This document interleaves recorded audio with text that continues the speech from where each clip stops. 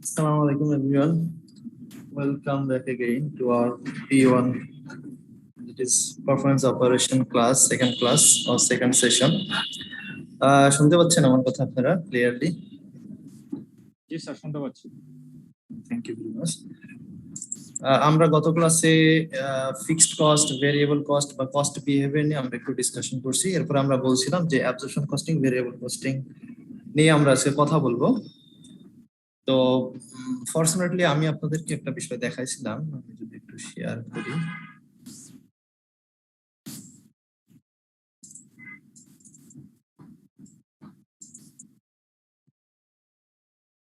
আমি সম্ভবত এটা আপনাদের গত ক্লাসে দেখাইছিলাম না, ফিক্সড কস্ট, ভেরিয়েবল কস্ট গুলো বোঝার জন্য যারা গত ক্লাসে ছিলেন।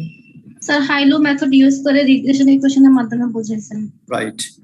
তো এইটা কিন্তু আপনাদের বইতে P1 এ নাই, বাট আমি আজকে কোশ্চেনটা অ্যানালাইসিস করতে গেলাম যে আসলে অ্যাবজর্পশন কস্টিং, ভেরিয়েবল কস্টিং এ কি কোশ্চেন আসে, কোন টাইপের কোশ্চেন আসে, whether these types of question is covered in P1 study text manual or not. এইটা দেখতে গিয়ে দেখি যে একটা কোশ্চেন আসছে যেটা আমাদের এই রিলেটেড 6 মার্কসের একটা কোশ্চেন। ওখানে চাচ্ছে ভেরিয়েবল কস্ট, ফিক্সড কস্ট কত। তো আমি কি ওইটাকে দেখাবো আপনাদের, কোশ্চেনটা একটু দেখাইনি, তারপরে মনে আমরা ফ্রেশ ভাবে অ্যাবজর্পশন কস্টিং, ভেরিয়েবল কস্টিং এ ঢুকতে পারি। যেহেতু এটা মনে হয় এটা আপনাদের অলরেডি কন্ট্রোলে আছে, তাই না? কত ক্লাসে যেহেতু দেখছি। তো আমি এটা একটু শেয়ার করছি আপনাদের সাথে। কারণ কি আলটিমেটলি আপনাদের গোল দুইটা গোলকে আপনাদের সামনে রাখতে হবে। নাম্বার 1 হচ্ছে you have to develop your conceptual foundation as well as you have to pass in the exam. তো যদিও আমরা বাঙালিরা পাসটাকে বেশি প্রাধান্য দিই, তারপরে আমাদেরকে কনসেপ্টটা ডেভেলপ করতে হবে এবং এট দ্য সেম টাইম পাশের বিষয়টা আমাদের কনসিডার করতে হবে। যদি আমি একটু দেখাই আপনাদেরকে,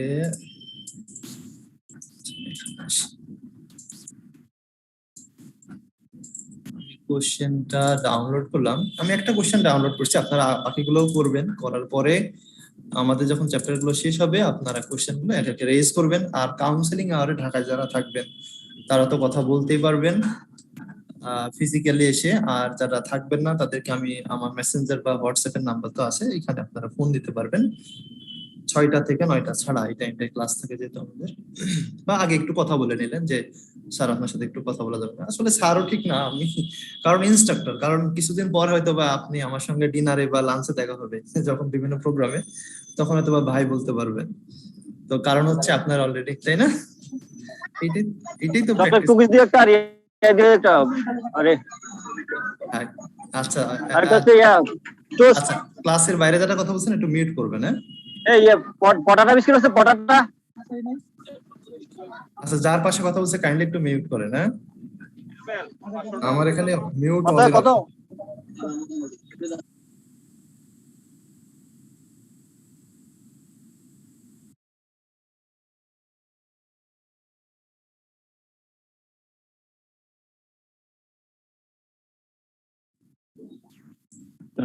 P1। হ্যাঁ P1 একটু কাইন্ডলি দেখেন, শুনতে পাচ্ছেন এখন না? ওকে। এই যে লাস্ট জুনের যে কোশ্চেনটা, এটা দেখতে গিয়ে আমার এটা চোখে আসলো যে আসলে নজরে আসলে কি অবস্থা। সিএমএ জুন 2020 এক্সামিনেশন, এই কোশ্চেনটা অ্যানালাইসিস করতে গিয়ে আমি দেখলাম এই যে ম্যাথটা দেখেন, এটা আপনারা পাবেন। এই যে 2B, এইটা আমার চোখে হঠাৎ করে পড়লো যে আমরা তো এটা নিয়ে গত ক্লাসে আলোচনা করলাম। তো আমি যদি একেবারে এখন কারেন্টলি যদি দেখাইতে পারি, যেহেতু আপনাদের এই বিষয়টা নিয়ে অলরেডি কথা বলা হয়েছে এবং আপনারা মোটামুটি বুঝছেন বলছেন বেশিরভাগই, যারা রেসপন্স করেন না তাদের বিষয়ে তো আমি আসলে ইগনোর, কি অবস্থায় তারা আছেন। তো দেখেন এখানে 3 মাসের ইনফরমেশন দেওয়া আছে। The cost of operating the canteen at Eat a Lot company for the past 3 months is as follows: January 2020, February 2020, March 2020 cost দেওয়া আছে আর এমপ্লয়ি দেওয়া আছে। এখান থেকে আপনার কাছে জানতে চাচ্ছে what is the variable cost per employee per month and what is the fixed cost per month. এই যে ক্যান্টিনটা এখানে পার এমপ্লয়ির উপর মানে ভেরিয়েবল কস্ট কত প্রত্যেক এমপ্লয়ির জন্য, অর্থাৎ এমপ্লয়ি বাড়লে সেই কস্টটা বেড়ে যাবে, আর ফিক্সড কস্ট কত যদি এমপ্লয়ি সংখ্যা নাও চেঞ্জ হয় তবুও যে কস্ট আমাদের লাগবে।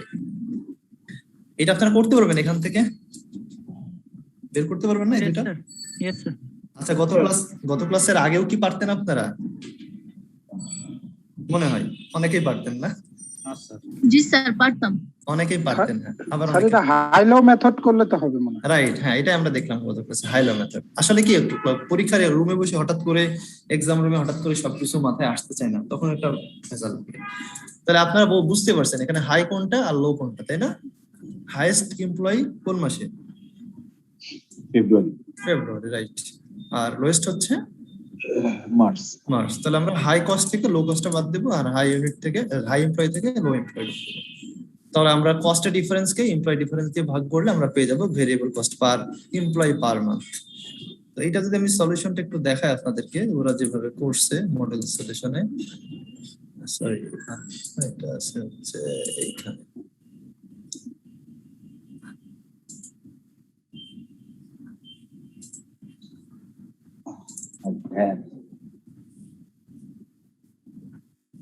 দেখতে পাচ্ছেন না?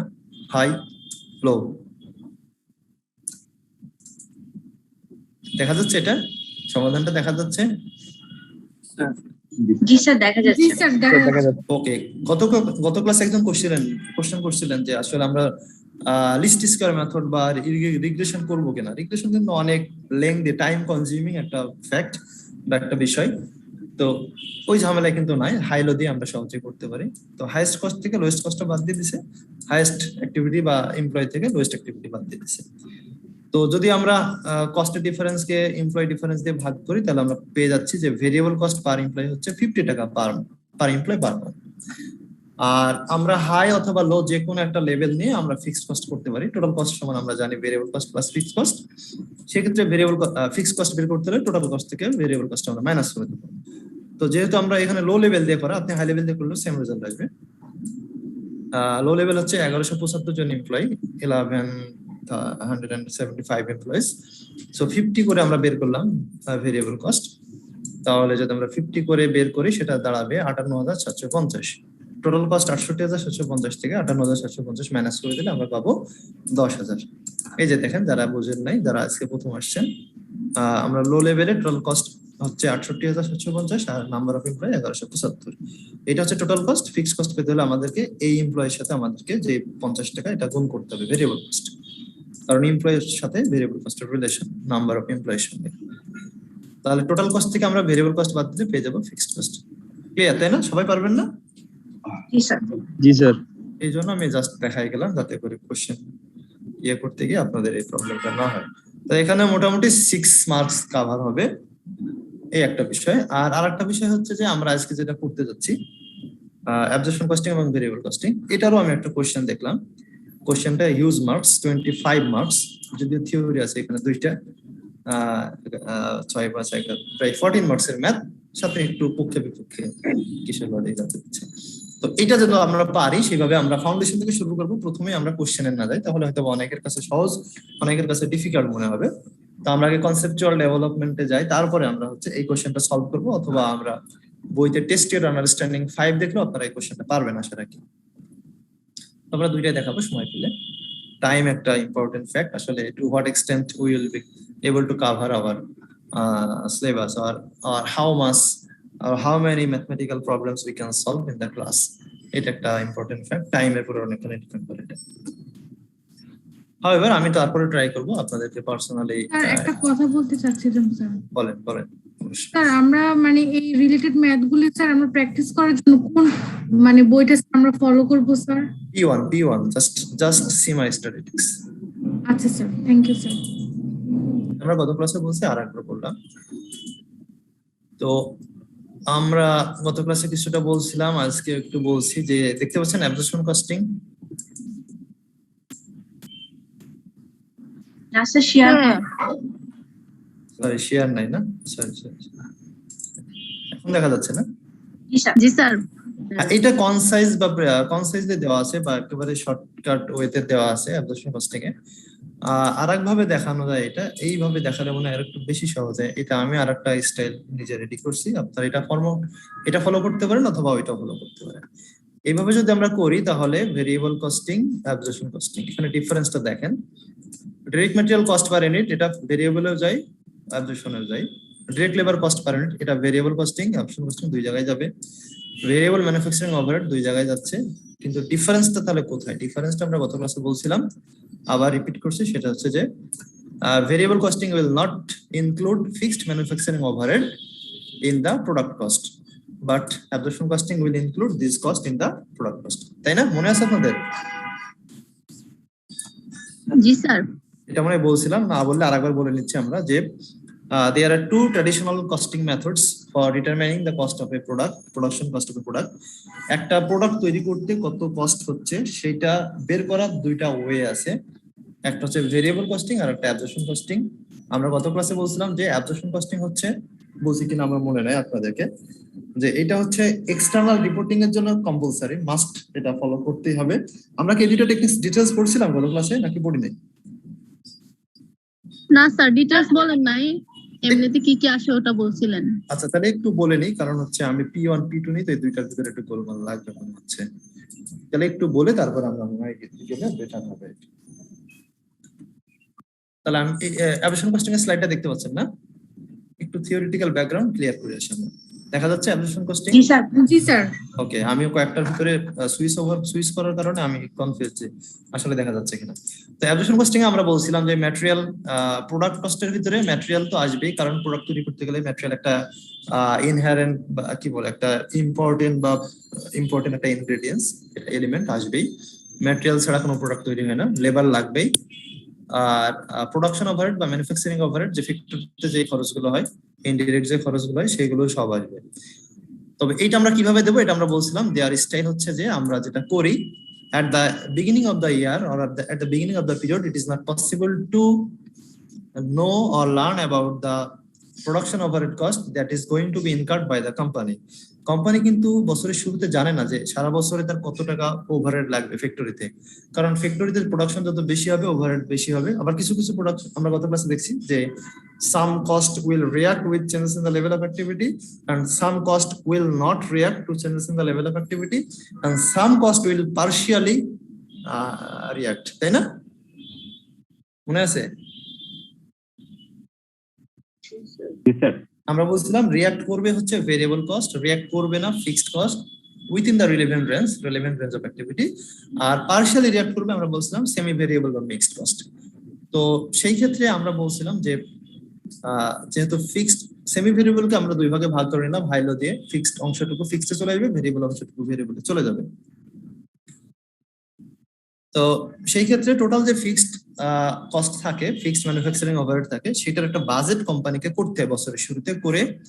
সে আমরা বলছিলাম যে টোটাল 1 কোটি টাকা লাগবে সারা বছর আমাদের সমস্ত ম্যানুফ্যাকচারিং ওভারহেড বাবদ, ফিক্সড ওভারহেড বাবদ।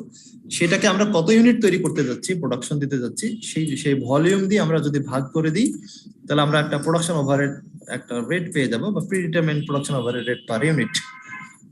তো সেই ইউনিটটা দিয়ে আমরা, সেই রেটটা দিয়ে কিন্তু সারা বছর আমরা কস্টিংটা করে থাকি, যাতে করে একটা ইউনিফর্ম কস্ট আমরা পেয়ে থাকি, পাই যাতে করে। না হলে কিন্তু যখন ফ্লাকচুয়েশন করবে কোয়ান্টিটি, তখন এই অ্যাবজর্পশন, এই যে কি বলে, এই ওভারহেড রেটটাও যদি ফ্লাকচুয়েট করে, তাহলে কিন্তু আপনার ডিফারেন্ট টাইমে ডিফারেন্ট কস্ট আসবে, প্রাইসও ডিফারেন্ট আসবে।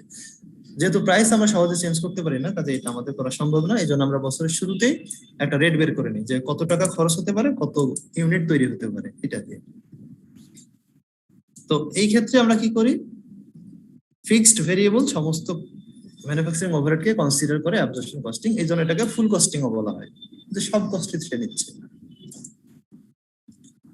এখানে আমি যা বললাম কিছুটা লেখা আছে দেখেন, unlike the direct material and direct labour cost, production overhead can not be estimated per unit, therefore requires a suitable method of attributing them to each unit. There are two methods, absorption costing and activity based costing. এটা আমরা গত ক্লাসে বলি না, এটা যে traditional হচ্ছে absorption costing আর modern হচ্ছে activity based costing। এটা আমরা সামনে দিকে দেখার চেষ্টা করব। আমরা এখানে absorption costing নিয়ে কথা বলবো। দুইটা ডিফারেন্স কেউ জানেন কিনা? দুইটা ডিফারেন্স জানেন? ডিফারেন্সটা কোথায়? কেউ কি বলতে পারবেন what is the difference between absorption costing and activity based costing?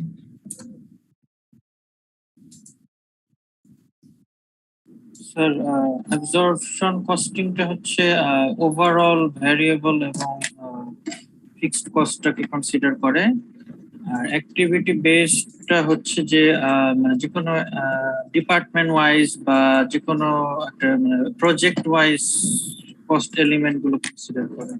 Very close আপনার আনসারটা।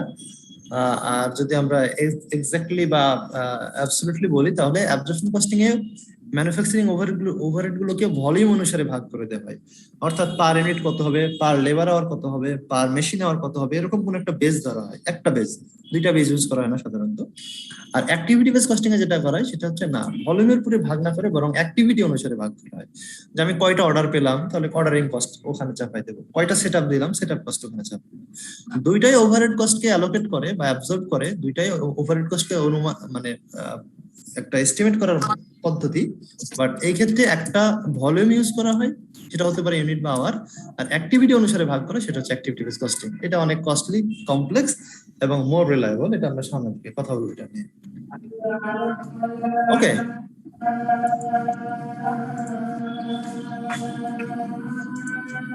অ্যাবজর্পশন কস্টিং আমরা কি করি দেখেন। ফার্স্ট আমাদের যেটা করা লাগে, establishing cost centre. How many cost centre we have in our factory or manufacturing site. আমাদের কতগুলো কস্ট সেন্টার আছে, প্রোডাকশন কতগুলো সেন্টার হচ্ছে, অথবা কতগুলো সেন্টার আমাদের সার্ভিস দিচ্ছে। হতে পারে আমাদের একটা ইউনিটের নাম হচ্ছে একটা হতে পারে প্রসেস করবে, একটা অ্যাসেম্বলিং করবে, একটা এরকম অনেকগুলো স্টেশন থাকতে পারে আমাদের। এইগুলোকে বলা হচ্ছে কস্ট সেন্টার, যার জন্য আমরা কস্ট ডেটা অ্যাকুমুলেট করে থাকি। সেকেন্ড কাজ হচ্ছে এই কস্ট ডেটা গুলোকে, যে কস্ট ডেটা আমরা নিলাম সেই কস্ট গুলোকে আমাদের অ্যালোকেট করতে হবে কস্ট সেন্টারের ভিতরে। যেমন মনে করেন প্রোডাকশন ডিপার্টমেন্টের একজন ম্যানেজার আছে, তার কস্টটা প্রোডাকশন ডিপার্টমেন্টে চলে যাবে। সার্ভিস ডিপার্টমেন্টের একজন ম্যানেজার আছে, তার কস্টটা সার্ভিস ডিপার্টমেন্টে চলে যাবে। ইঞ্জিনিয়ারিং বা মেইনটেনেন্স ডিপার্টমেন্টে একজন যে কজন এমপ্লয়ি তাদের কস্টটা চলে যাবে ইঞ্জিনিয়ারিং ডিপার্টমেন্টে। এটাকে বলা হয় অ্যালোকেট করা। আর কিছু কিছু কস্ট অ্যালোকেট করা যায় না, যেমন একটা ডিপার্টমেন্টের যদি অনেকগুলো ডিপার্টমেন্ট সার্ভিস নিয়ে থাকে বা সার্ভিস দিয়ে থাকে, তখন সেই কস্টটাকে অনেকগুলো কস্ট সেন্টারের ভিতরে ভাগ করে দিতে হয়। এটার এক্সাম্পল আপনারাই বলতে পারবেন অনেকগুলো। এটা বুঝছেন তো ক্লিয়ারলি? যেমন ফ্যাক্টরি ম্যানেজার, উনি কি একটা ডিপার্টমেন্টকে সার্ভিস দেয় নাকি সমস্ত প্রোডাক্টগুলোকে সার্ভিস দেয়? সমস্ত প্রোডাক্ট ডিপার্টমেন্টগুলোকে সার্ভিস। রাইট, পুরো ফ্যাক্টরিতে যতগুলো প্রোডাকশন ডিপার্টমেন্ট আছে, সার্ভিস ডিপার্টমেন্ট আছে, সবগুলোকে কিন্তু ওভারসি করে ফ্যাক্টরি ম্যানেজার। তার কস্টটাকে আমাকে সবগুলো কস্ট সেন্টারের ভিতরে অ্যাপোর্শন করতে হবে, এটাকে বলা হচ্ছে অ্যাপোর্শন। এরপরে নেক্সট সিস্টেমে যেটা করা হয়, এগুলো খুব বেশি ইম্পর্টেন্ট না আপনাদের জন্য, জাস্ট কনসেপ্ট দেওয়ার জন্য আমি বলছি, এগুলো অঙ্কে আমরা চলে যাব। এরপরে যেটা করবো, সার্ভিস ডিপার্টমেন্টের কস্ট গুলোকে আলটিমেটলি আমাদের প্রোডাকশন ডিপার্টমেন্টে দিয়ে দিতে হবে, কারণ সার্ভিস ডিপার্টমেন্ট যেহেতু কোনো কিছু তৈরি করে না, their cost must be covered by the production produce final product of the production department. আর ফাইনালি আমরা যেটা করি লাস্ট স্টেপে গিয়ে, যেটা আমরা প্রথমেই বলে ফেললাম, যে পুরো প্রোডাকশন দেওয়ার জন্য যে ম্যানুফ্যাকচারিং ওভারহেড হতে পারে, সেটাকে আমরা একটা ইউনিট অফ আউটপুট অথবা আওয়ার কোনো একটা কিছু দিয়ে আমরা ভাগ করে দিই। ওকে, এইগুলো স্টেপ আপনারা প্র্যাকটিক্যালি যখন অ্যাপ্লাই করবেন তখন এই স্টেপে আপনাকে যেতে হবে। বাট অঙ্ক করার সময় শুধু এটা আমরা পাবো যে আমাদেরকে বলে যে থাকবে যে factory overhead is budgeted 5 lakh টাকা, then our labour hour or machine hour is 5000 hours or 2000 units of output, এরকম বলে দেওয়া থাকবে জাস্ট। তাহলে আমাদের অঙ্কে কোনো জটিলতা নাই। But if you want to calculate an absorption overhead rate or production predetermined overhead rate, then you have to follow these 5 steps in your workplace. এইটা হচ্ছে আপনাকে ফলো করতে হবে। বাট অঙ্কে এই লাস্ট স্টেপটা শুধু আমরা দেখব। তো এখন আপনারা বলেন, আমরা যদি অনুমান করি যে 5 লাখ টাকা খরচ হবে, 5000 পিস তৈরি হবে, এইটা কি এক্স্যাক্টলি হবেই নাকি কম বেশি হতে পারে? কম বেশি হবে। কম বেশি হওয়াটাই খুব স্বাভাবিক, তাই না? তো যদি কম বেশি হয় সেটাকে আমরা বলি under or over absorption. Under কখন? যখন আপনি প্রোডাকশন যা হওয়ার কথা তার থেকে কম হবে। যেমন আপনি অঙ্ক করতে গেলে, একটু অঙ্ক দিয়ে আমি বোঝাই আপনাদের, তাহলে বেশি প্র্যাকটিক্যাল হবে, সহজ হবে। যেমন ধরেন এখানে আপনারা একটু খেয়াল করে দেখেন যে the normal activity level of activity for the year is 800 units. এটা কি বলছে? মান্থলি না ইয়ারলি? ইয়ারলি। তাহলে ইয়ারলি প্রোডাকশন কত হবে? 800 ইউনিট। 800 ইউনিট। তাহলে এই অঙ্কটা দেওয়া আছে দেখেন, the following, এটা দেওয়া আছে the following figures relate to 1 year period. Okay, 1 year period। But আপনাকে যখন অঙ্ক করতে বলছে তখন কি বলছে? কোয়ার্টারলি, ফার্স্ট কোয়ার্টারে। How many quarters are there in a year? 4 quarters। 4 quarters, right. তিন মাসে এক কোয়ার্টার, কিন্তু অনেক সময় আমরা 4 মাসে এক কোয়ার্টার ধরে ফেলি, অনেকে ভুল করে। বেসিক্যালি কিন্তু 3 মাসে এক কোয়ার্টার, অর্থাৎ বছরে 4টা কোয়ার্টার। তো যদি 4টা কোয়ার্টার হয় তাহলে এক কোয়ার্টারে কত হওয়া উচিত ছিল বলেন তো আপনারা? প্রোডাকশন 200 ইউনিট 200, কারণ রাইট 200। তাহলে এইখানে প্রোডাকশন কি কম হয়েছে না বেশি হয়েছে? না 20 ইউনিট বেশি হয়েছে স্যার। তাহলে এটা কি ভালো না খারাপ? ভালো। তাহলে এখানে আমাদের ফেভারেবল একটা ফেভারেবল সিচুয়েশন, রাইট। এটাকে বলে over absorption, right? Over absorption. Over absorption বলে, মানে যা অ্যাবজর্ব করার কথা তার থেকে বেশি অ্যাবজর্ব করা হয়েছে। This is favourable and over absorption. দেখেন সমাধানটা আপনারা একটু দেখেন। স্যার আমরা যে বাজেট করেছি তার থেকে আমাদের উৎপাদনটা বেশি হয়ে গেছে। রাইট, তাহলে আমরা পুরোপুরি ইউটিলাইজ করতে পারছি, তাই না? এই যে দেখতে পাচ্ছেন, এটাকে আমরা কি বলবো? Over absorb overhead. ক্লিয়ার? জি স্যার। ওকে, যে কেউ না বুঝলে কোশ্চেন করবেন। কোশ্চেন করলে আমি কখনো মাইন্ড করবো না যদি রিলেভেন্ট কোশ্চেন হয়। স্যার এই ওভার অ্যাবজর্ব ওভারহেডটা সরি এটা কিভাবে স্যার বের করা হলো? এটা আমি দেখাবো, বাট আমি আগে কনসেপ্টটা দিতে চাচ্ছি। অঙ্কটা অবশ্যই আমি পুরোটা ফার্স্ট ক্লাস দেখাই দেবো। হ্যাঁ, আগে আমি কনসেপ্ট ক্লিয়ার করে নিই, জাস্ট ওভার আন্ডার আমরা বুঝলাম কিনা, রাইট? Okay sir. জি স্যার, থ্যাংক ইউ। ওকে, তাহলে আমরা বুঝলাম যে যখন অ্যাকচুয়াল প্রোডাকশন বাজেটেড প্রোডাকশনের থেকে বেশি হয়ে যাবে তখন এটাকে আমরা বলি ওভার অ্যাবজর্পশন। আর যখন প্রোডাকশন কম হয়ে যাবে বাজেটের থেকে তখন কি হবে? এটা আন্ডার অ্যাবজর্পশন। ক্লিয়ার সবাই? এটা তো ক্লিয়ার সবাই না? আচ্ছা, যদি কস্টের দৃষ্টিকোণ থেকে দেখি, এটা আমরা ভলিউম দেখলাম। কস্টের দৃষ্টিকোণ থেকে আমরা দেখলে আমরা এটা দেখবো যে অ্যাকচুয়াল যে খরচ সেটা যদি কম হয়, খরচ বেশি হওয়া ভালো না কম হওয়া ভালো? ভালো হবে কম হলে। কম হলেই ভালো। So if budgeted overhead cost is greater than actual overhead cost, then this is over absorption or favorable variance, right? এটা কিন্তু কস্টের দৃষ্টিকোণ থেকে। এখানে আমরা দেখলাম ভলিউমের দৃষ্টিকোণ থেকে। এক্সামে কিভাবে দেয় বলা যায় না, এই জন্য কিন্তু আমি আপনাকে দুইটাই শিখাচ্ছি আপনাদেরকে। কারণ যখন যদি কস্টটা দিয়ে দেয় ভলিউমটা না দিয়ে তখন কিন্তু বিপদে পড়ে যাবে। এই জন্য কস্টের দৃষ্টিকোণ থেকে আমরা যখন দেখবো আপনারা নিজের সেন্সটা ইউজ করবেন, কমন সেন্স, যে অ্যাকচুয়াল খরচটা যখন কম হবে বাজেটেড খরচের থেকে তখন আমরা বুঝতে পারবো এটা ফেভারেবল বা ওভার অ্যাবজর্পশন। ওকে,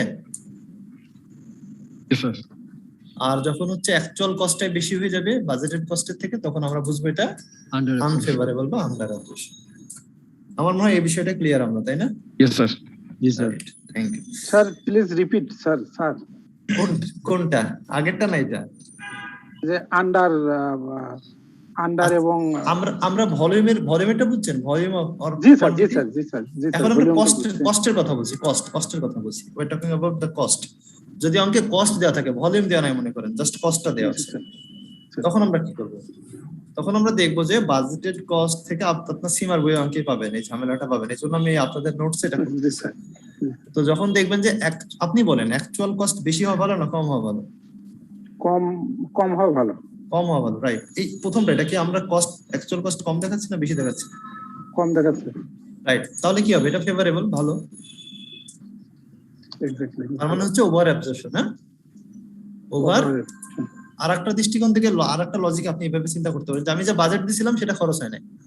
আমার যে বাজেটেড ওভারহেড কস্ট দেওয়া ছিল, খরচ অ্যাকচুয়ালি কি হয়েছে তার থেকে কম হয়েছে। তার মানে বাজেটটা বড় হয়ে গেছে, অর্থাৎ ওভার অ্যাবজর্পশন, আমি বেশি অ্যাবজর্ব করে ফেলছি। ওকে,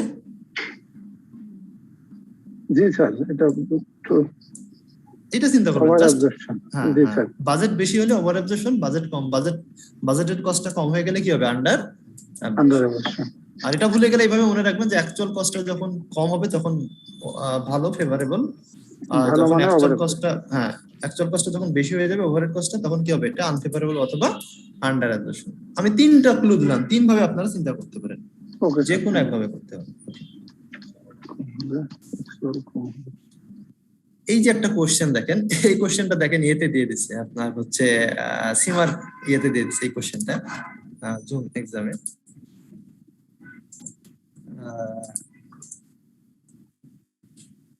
এইটা একটু পড়েন তো, ডি নম্বরটা। এটাতে 5 marks. explain 5 arguments in favor of absorption costing. Absorption costing এর advantage গুলাই। রাইট। তাহলে এই আমরা অ্যাডভান্টেজ যেটা পড়ছিলাম স্যার যে ওইটাই অ্যাডভান্টেজ বা তাহলে এইটা কিন্তু একটা কোশ্চেনের ভিতরে মানে ম্যাথমেটিক্যাল প্রবলেমের ভিতরে থিওরি দেওয়া আছে, তাই না? স্যার ওই যে 5 কনসেপ্ট দেখাইছিলেন যে এর আগে, ওইটা তো স্যার এখানে অ্যাপ্লিকেবল হয়। রাইট, খুবই অ্যাপ্লিকেবল। হ্যাঁ, এটা অ্যাপ্লিকেবল। তো এটা বেটার প্রেজেন্ট করে। যেমন হচ্ছে প্রথম যুক্তি হচ্ছে যে fixed production cost can B a large proportion of the total production cost. অনেক ইন্ডাস্ট্রিতে দেখবেন ফিক্সড কস্ট থেকে কম না, অনেক হিউজ না fixed cost. Yes sir.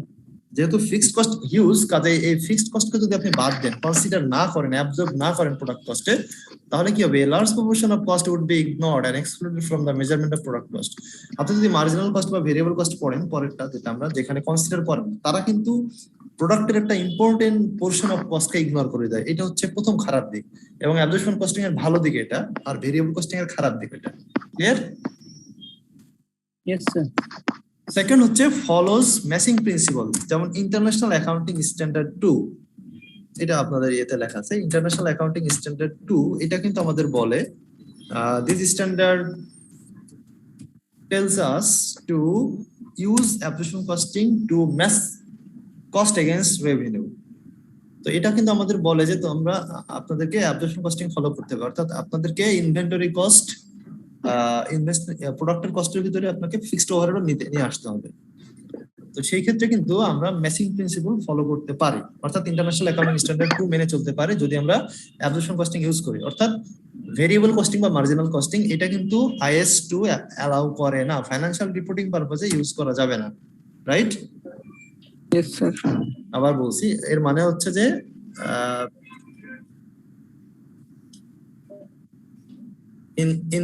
in the presentation or preparation of financial statement, a company must have to comply with absorption costing, not variable costing or marginal costing.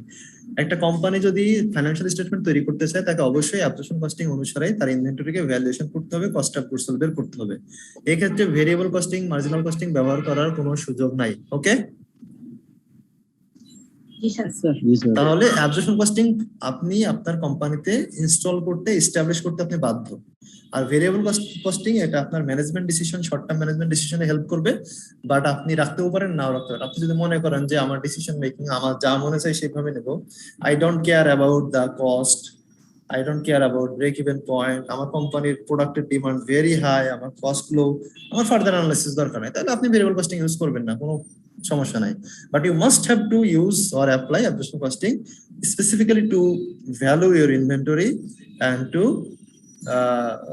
find out the cost of goods sold figure. Clear? তো সব মনে থাকবে তো সবার? Yes sir.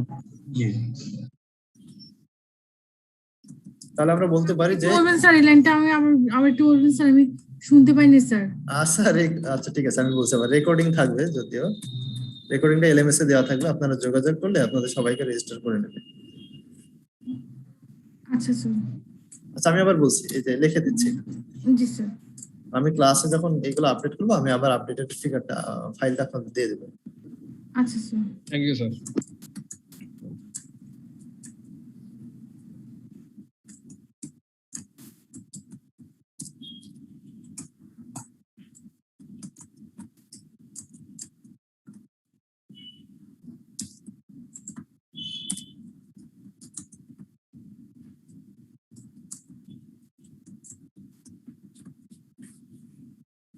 আচ্ছা, আর দুইটা আমি একবারে বলে ফেলছি, দেখেন নিচেরটাও আছে। নিচেরটা প্রথমে বলছে ম্যাচিং কস্ট প্রিন্সিপাল, অর্থাৎ এটা কস্ট অফ গুডস সোল্ড, পরেরটা হচ্ছে ইনভেন্টরি ভ্যালুয়েশন, ফাইন্যান্সিয়াল রিপোর্টিং পারপাসে। দুইটা কিন্তু একসাথে আমি বলে ফেলছি এখানে। অর্থাৎ ইন্টারন্যাশনাল অ্যাকাউন্টিং স্ট্যান্ডার্ড 2 অনুসারে a company must have to follow absorption costing to compute inventory value and cost of goods sold or cost of sales figure. Okay? তাহলে আমরা তিনটা বেনিফিট দেখলাম। নাম্বার 1 হচ্ছে significant portion of cost ignore হচ্ছে না যদি আমরা অ্যাবজর্পশন কস্টিং ইউজ করি। সেকেন্ড হচ্ছে আমরা কস্ট ম্যাচিং প্রিন্সিপাল ফলো করতে পারবো। থার্ড হচ্ছে ভ্যালুয়েশন অফ ইনভেন্টরি আমরা করতে পারবো ফর ফাইন্যান্সিয়াল রিপোর্টিং পারপাস। আর ফোর্থ হচ্ছে যে আমরা ভেরিয়েন্স অ্যানালিসিসের মাধ্যমে over or under absorption overhead বের করার মাধ্যমে we can easily identify the inefficiency. যেমন আমরা একটু আগে বললাম যে এটা আমাদের জন্য বেটার অর এটা আমাদের জন্য ভালো কি খারাপ, হার্মফুল নাকি আমাদের জন্য এটা ফ্রুটফুল, কোনটা হবে। ওকে, বুঝা গেছে আমার কথা? Yes sir. আরো স্যার বলেন যে কোনো কোশ্চেন।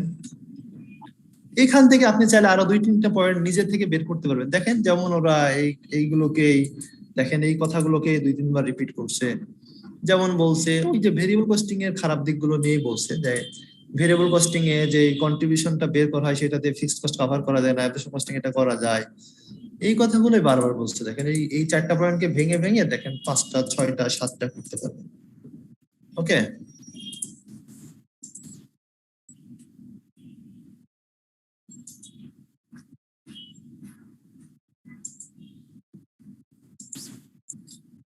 তাহলে আমরা দেখলাম অ্যাবসর্পশন কস্টিং এর ভালো দিকগুলো কি।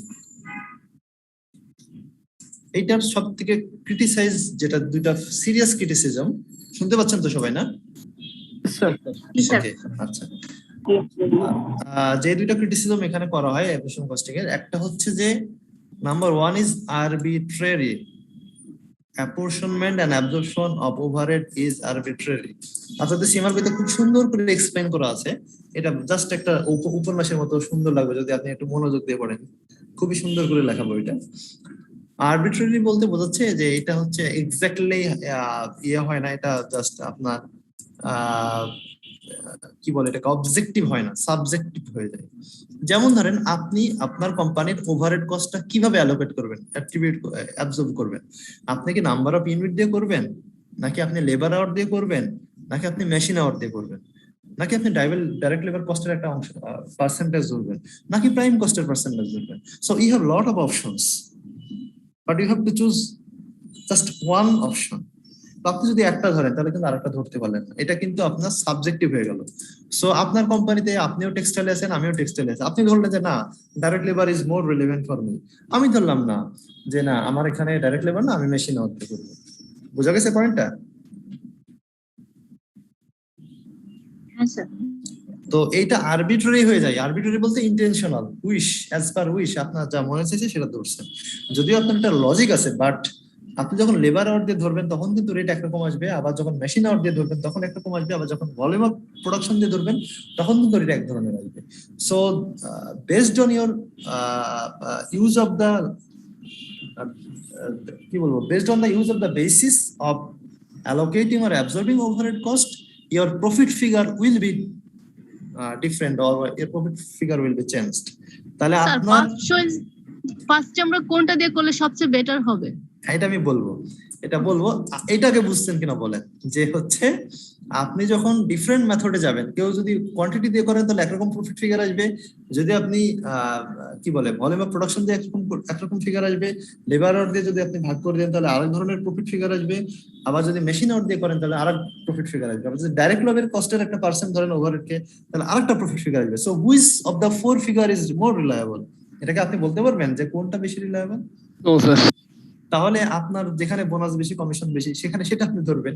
আবার যদি আপনি মালিক হন তাহলে যেখানে প্রফিট কম, ট্যাক্স কম হবে সেটা আপনি ধরবেন। So it becomes arbitrary, it becomes as per will or intention. Clear? বুঝছি। This is the serious drawbacks of absorption costing or activity based costing, যাই বলুন না কেন। তো এখন আপনার কোশ্চেন ছিল যে so what should we do, which one should be use as the basis for allocating or absorbing overhead cost? আমরা কোনটা ধরবো? এইটা হচ্ছে যে আপনি দেখবেন যে আপনার ইন্ডাস্ট্রিটা কি লেবার ইন্টেন্সিভ না মেশিন ইন্টেন্সিভ, অর্থাৎ আপনার ওখানে কি লেবার আওয়ার বেশি নাকি মেশিন আওয়ার বেশি? আমি ক্লিয়ার? হ্যাঁ স্যার আপনার এখানে যদি লেবার ইন্টেন্সিভ হয়, যেমন রেডিমেড গার্মেন্টস, ওখানে লেবার বেশি কাজ করে মেশিনের থেকে, তাহলে কিন্তু আপনাকে লেবার আওয়ারটা ইউজ করতে হবে, কারণ labour is more relevant, more concern with the production, right? আচ্ছা, যেখানে আবার দেখবেন মেশিন বেশি লেবার কম, সেখানে আপনার মেশিন আওয়ারটা বেটার। আর যদি সিঙ্গেল প্রোডাক্ট কোম্পানি হয়, এটা আপনাদের সীমার ভিতরে আছে, পাবেন আপনারা। সিঙ্গেল প্রোডাক্ট কোম্পানি হলে অবশ্যই আপনি ইউনিট ধরবেন, ইউনিটই যথেষ্ট তখন, মানে ভলিউম অফ প্রোডাকশন দিয়ে ভাগ করবেন, রাইট? স্যার তাহলে সার্ভিস রিলেটেড কোম্পানিতে কি লেবারটা ধরা হয়, লেবার আওয়ারটা? না, যদি সিঙ্গেল প্রোডাক্ট হয় তাহলে ইউনিট দিয়ে ভাগ করতে পারবেন, আর যদি মাল্টি প্রোডাক্ট হয়, একের অধিক প্রোডাক্ট যদি আপনি তৈরি করেন, তখন আপনাকে লেবার আওয়ার বা অবশ্যই মেশিন আওয়ার ইউজ করতে হবে, তখন ইউনিট দিয়ে করতে পারবেন না, রাইট? স্যার আমি সার্ভিসের কথা আচ্ছা, বলছি। এইটা ক্লিয়ার কিনা? প্রোডাকশন ক্লিয়ার কিনা? আচ্ছা, সার্ভিস তো আপনার এত বেশি সুযোগ নাই, কারণ সার্ভিসের ক্ষেত্রে কিন্তু ওভারহেড অ্যাবজর্পশন করার খুব বেশি সুযোগ থাকে না। সেক্ষেত্রে তো ইউনিটের প্রশ্নই আসে না, আসে কি? হ্যাঁ, ওখানে আওয়ারটাই হবে না স্যার? আওয়ারটা ধরে তখন বেটার, রাইট? ওকে, জি স্যার। এক সেকেন্ড স্যার, হ্যাঁ বলেন। তো সিঙ্গেল প্রোডাক্টটা হচ্ছে পার ইউনিট, রাইট। আর স্যার পরেরটা কি বলছেন? মাল্টি প্রোডাক্ট কোম্পানি হলে লেবার আওয়ার বা মেশিন আওয়ার। Okay sir. আচ্ছা, তাহলে সব থেকে ড্রব্যাক বেশি দেখবেন, আপনারা একটা অঙ্ক করলে বুঝতে পারবেন, আমি সময় পাবো কিনা জানি না এত বেশি অঙ্ক করানোর। আপনারা খেয়াল করে দেখবেন যে প্রোডাকশন ভলিউমের কারণে প্রফিট চেঞ্জ হয়ে যাচ্ছে। তার মানে হচ্ছে যে একটু পরে অঙ্ক করলে দেখবেন আপনারা, বা আমি অঙ্কটা থেকেও দেখাতে পারি, আপনি যত বেশি ইনভেন্টরিতে আটকায় রাখবেন, অর্থাৎ আপনার সেলস মনে করেন হচ্ছে 10,000 ইউনিট, আপনি তৈরি করছেন 15,000 ইউনিট, 5,000 ইউনিট আপনার ইন্ডিং ইনভেন্টরি পড়ে আছে, এই কারণে আপনার প্রফিট বেশি হয়ে গেছে। তো তার মানে হচ্ছে প্রোডাকশনের কারণে প্রফিট চেঞ্জ হয়ে যাবে, সেলস এর কারণে না। আসলে কি প্রোডাকশন দিলে প্রফিট হয় না সেলস করলে? Sales so profit should vary with sales, not production, right? জি স্যার। কিন্তু আপনি অ্যাবজর্পশন কস্টিং এ দেখবেন যে প্রফিট কি হয়ে যাবে, প্রোডাকশনের কারণে চেঞ্জ হয়ে যাবে। বুঝা গেছে? যেমন একটা এক্সাম্পল দিই, আমি একটা অঙ্ক যদি আপনাদের সময় পাই দেখাবো, যদি সীমার বইতে এই ধরনের অঙ্ক কাছাকাছি অঙ্ক, সীমাতে আরো ভালো অঙ্ক আছে, আমি সময় পেলে দেখাবো আপনাদেরকে।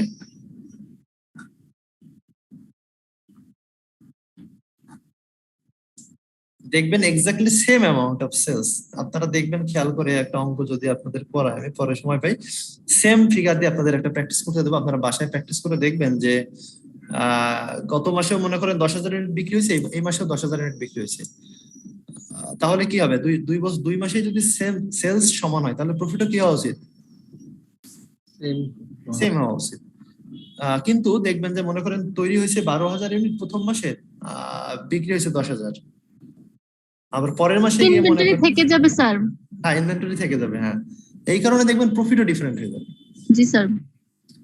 আরেকটু আমি সহজ করে দিই, এই অঙ্কটা যদি আপনাদের বাসায় প্র্যাকটিস করতে দিই, প্রথম বছর প্রোডাকশন কত ফার্স্ট ইয়ারে? 10,000, আর সেলস হয়েছে 9,000। নেক্সট মান্থে মনে করেন প্রোডাকশন হয়েছে 9,000, সরি 8,000, আর মনে করেন সেলস হয়েছে 9,000। খেয়াল করে দেখেন এক্সাম্পলটা একটু, প্রোডাকশন কত? 10,000, সেলস কত? 9,000। তাহলে ফার্স্ট ইয়ারে কি হয়েছে? 1,000 এন্ডিং ইনভেন্টরি রয়ে গেছে, তাই না?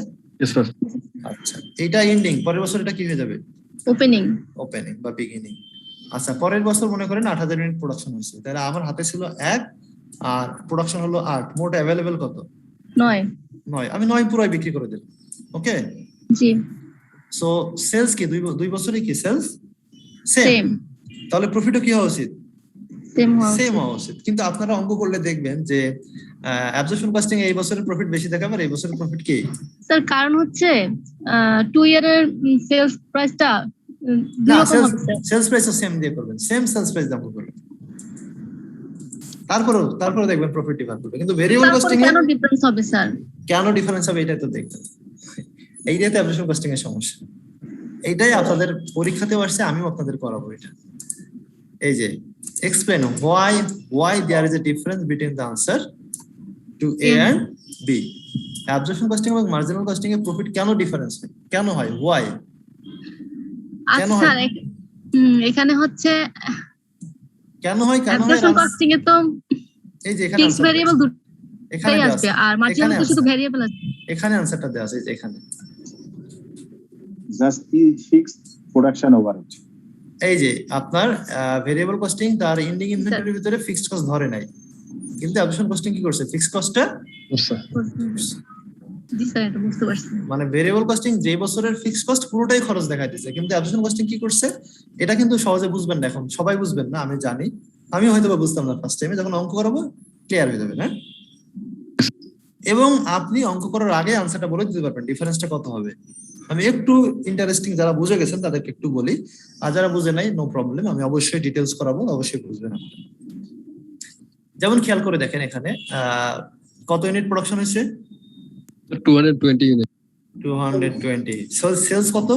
160 160, রাইট। তাহলে হাতে আছে কত? 60 ইউনিটস। আচ্ছা, আপনি যখন অ্যাবজর্পশন কস্টিং করবেন তার মানে এন্ডিং ইনভেন্টরি রয়ে গেছে, তাই তো?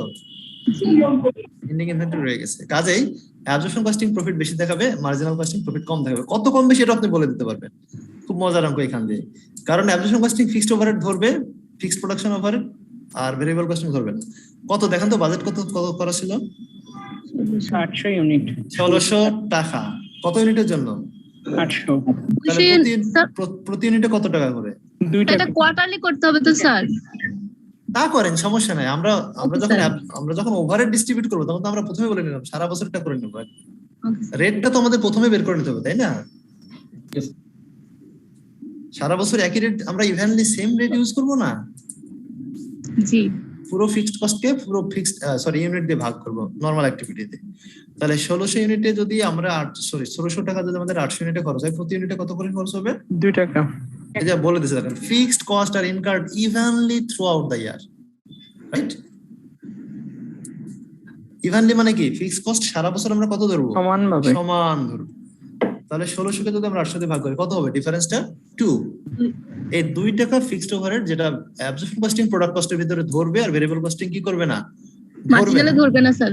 রাইট। তাহলে এই যে 60 ইউনিট হাতে থেকে গেল, এটাতে কি করবে? অ্যাবজর্পশন কস্টিং চালাকি করে কস্ট কম দেখাবে, আর ভেরিয়েবল কস্টিং পুরো কস্টটাই কি করবে?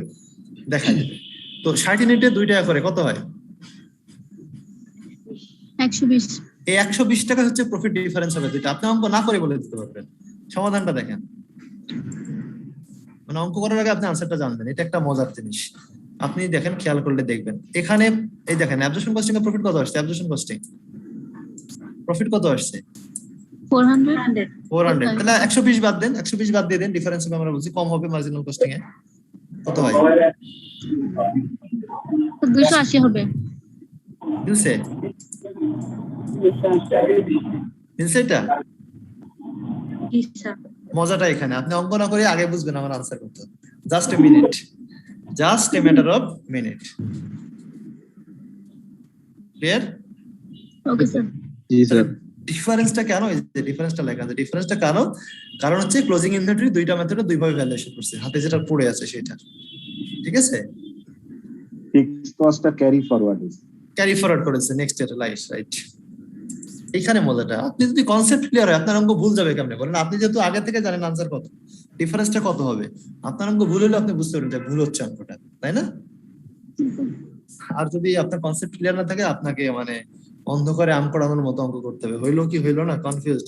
তোমার আনসার কত, তোমারটার সাথে আমার মিলছে কিনা, আপনারটা ঠিক হলেও দেখা যাচ্ছে যে একটু ভালো পারে তারটা থেকে ভুল করে ফেলছেন, ভুলটা দেখে। এরকম হতে পারে না? যাদের কনফিডেন্স নিজের উপরে না, অন্যের উপরে বেশি, এটা কিন্তু এই অবস্থা হবে। তো হাউএভার আমার মনে হয় অ্যাবজর্পশন কস্টিং, ভেরিয়েবল কস্টিং এর বিষয়ে একটু কনসেপ্ট ক্লিয়ার হওয়ার কথা, তাই না? বোঝা যাচ্ছে? জি স্যার। আমার এই পয়েন্ট থেকে এত কথা আমি বললাম যে profits vary with changes in the production volume, not sales. তাহলে অ্যাবজর্পশন কস্টিং এর একটা সিরিয়াস খারাপ দিক হচ্ছে যে, বা ড্রব্যাকস বলতে পারি, খারাপ না বলে আমরা, লিমিটেশন হচ্ছে কি, যে প্রফিট প্রোডাকশনের সাথে রিঅ্যাক্ট করে, নট সেলস। এটা একটা serious drawbacks. In contrast, in marginal costing আমরা অলরেডি পড়েই ফেলছি যে মার্জিনাল কস্টিং এর ম্যাটেরিয়াল, লেবার, ওভারহেড আমরা নেব, বাট ওভারহেডে শুধুমাত্র ভেরিয়েবল পোরশনটুকু নিতে পারবো প্রোডাক্ট কস্টে। Fixed manufacturing overhead is not absorbed in the product cost, right? এটা তোমরা অলরেডি পড়েই ফেলছি, তাই না?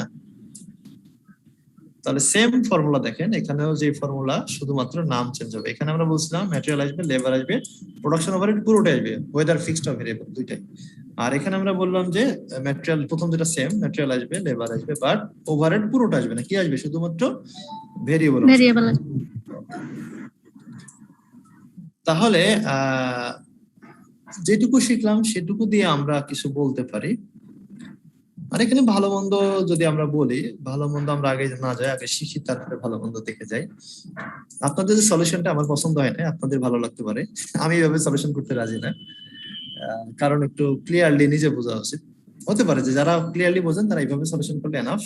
এটা model solution, you can follow or not, it's up to you. It's up to you whether you will follow this format or not.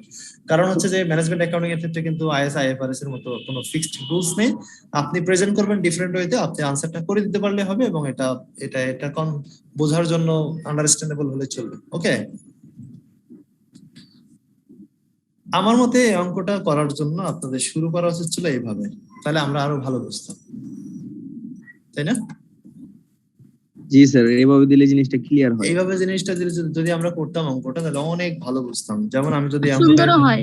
হ্যাঁ right, দেখতে সুন্দর। আমি যদি এখানে একটু করার চেষ্টা করি অঙ্কটা, তাহলে এইভাবে করতে পারতাম। তাহলে আমি আসলে প্রথম থেকে বুঝতাম যে আসলে আমার অঙ্কটা হচ্ছে কিনা, অথবা আমি কেন আমার আনসার ঠিক আছে কিনা কিন্তু বোঝা যায়।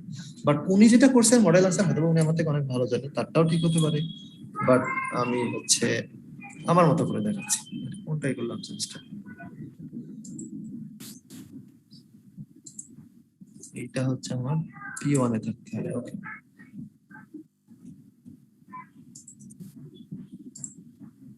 তো আমি যদি ম্যাটেরিয়াল, আমার যেহেতু ইয়ার দুইটা নাই সেহেতু এত কিছু লাগবে না আমার জন্য। আমি যদি ডিলিট করে দিই, জাস্ট দুইটা ইয়ে রাখি কলাম।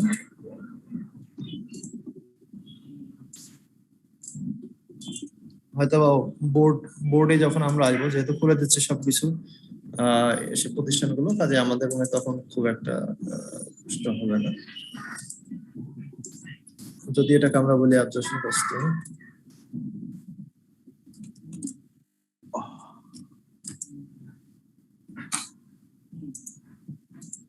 আর এটাকে যদি আমরা বলি মার্জিনাল কস্টিং বা variable costing, marginal or variable, দুইটা নাম ইউজ করতে পারেন যে কোনোটা, অথবা আপনারা ডাইরেক্ট কস্টিং বলা হয় এটাকে।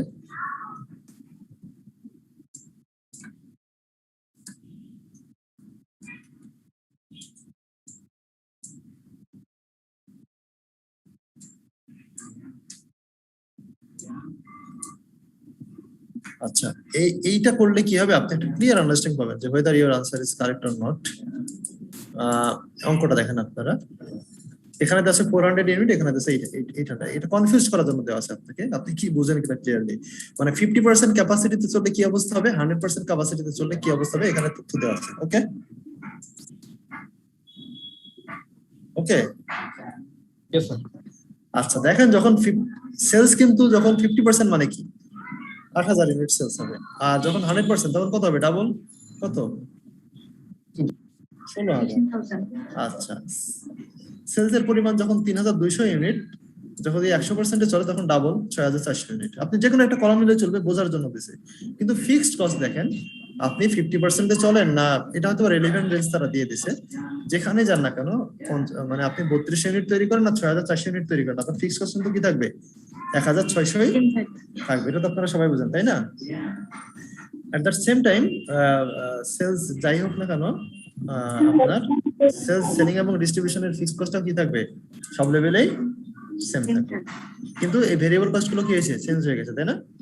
ডাবল উৎপাদন, ডাবল কস্ট, রাইট? বুঝছেন সবাই না? জি স্যার। তাহলে আমরা যদি পার ইউনিট করে নিই তাহলে বোঝা সহজ হয় না আমাদের জন্য।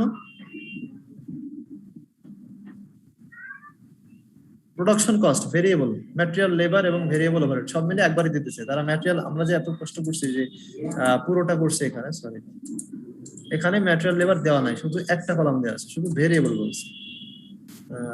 তাহলে আমরা মনে করেন রাখলাম না, আমাদের শুধু ভেরিয়েবল কস্ট বলছে, আর কিছু বলে না। সরি, ভেরিয়েবল কি বলছে আমাদের অঙ্কে, variable manufacturing cost, sorry variable production cost, তাই না? Variable production cost, variable production বলতে এখানে তিনটা জিনিস আছে, material, labour and variable overhead. Okay, বুঝছেন তো সবাই না? শুনতে পাচ্ছেন? না বুঝলে আমাকে না বললে আমি কিভাবে বুঝবো বলেন? এখানে আপনারা বলেন ভেরিয়েবল কস্ট কত, 3200। কত ইউনিটের জন্য? 400। তাহলে 3200 টাকাকে 400 ইউনিট দিয়ে ভাগ করেন, 8 টাকা। 8 টাকা। আমরা গত ক্লাসে একটা জিনিস দাবি করেছিলাম যে ভেরিয়েবল কস্ট পার ইউনিট কখনো চেঞ্জ হয় না, টোটাল চেঞ্জ হয়, কিন্তু পার ইউনিট চেঞ্জ হয় না। দেখেন এর দাবিটা ঠিক আছে কিনা। যখন 100% এর ক্যাপাসিটিতে এটা চলবে তখন কস্ট কত হবে? 6400। কত ইউনিটের জন্য? 800 ইউনিট। সেম থাকবে দেখেন, এখানেও 8 ছিল, এখানে 80 আছে, 8 9 28 64, তাই না? ঠিক কি না? জি sir. Variable cost per unit change হয় না। ওকে, আচ্ছা এখন ফিক্সড কস্ট বলতে 600 ইউনিট, সরি 1600 টাকা। আচ্ছা, কিন্তু আমরা এখন হচ্ছে কোশ্চেন যে which level we should consider. এখানে বলে দিয়েছে দেখেন, the normal level of activity for the year is, বলে দেওয়া আছে আমাদের ফিক্সড কস্টটা কত ইউনিটের উপরে বেস করে অ্যালোকেট করতে হবে। নরমালি হাইয়েস্ট ক্যাপাসিটি আমরা করে থাকি, তাহলে আমাদের এক বছরের ক্যাপাসিটি কত? 800 unit. Fixed costs are incurred evenly throughout the year and actual fixed costs are the same as well. তাহলে আমাদের এক বছরে কস্ট কত হবে? কত ফিক্সড কস্ট কত হবে? 1600 টাকা। কত ইউনিটের জন্য? 800 ইউনিটের জন্য। তো আমাদের অ্যাকচুয়াল প্রোডাকশন যাই হোক না কেন, আমাদের কিন্তু এটাই ধরতে হবে যে আমাদের মোট বাজেট করা আছে 1600 টাকা, এবং কত ইউনিটের জন্য করা আছে? এটা আমাদের 800 ইউনিট। সো আমাদের প্রোডাকশন যাই হোক না কেন, আমাদের কিন্তু ফিক্সড কস্ট কি থাকবে? সবসময় 1600ই থাকবে, এবং আমাকে 2 করেই সারা বছর ইউজ করতে হবে রেটটা। তো আমি কি ঠিক লিখলাম না ভুল লিখলাম বলেন তো? কোথাও ভুল লিখছি বলেন তো এখন? আর ভেরিয়েবল কস্টিং আসবে না। রাইট, ভেরিয়েবল কস্টিং এ দুইটা আসবে না, কারণ ভেরিয়েবল কস্ট বা মার্জিনাল কস্টে এটা অ্যালাউ করে না, ওরা ফিক্সড কস্ট কে অ্যালাউ করে না। কিন্তু অ্যাবজর্পশন কস্টিং ফিক্সড ভেরিয়েবল দুইটাই নেই। এখন মনে করেন আপনার অঙ্কটা বুঝতে সহজ হবে।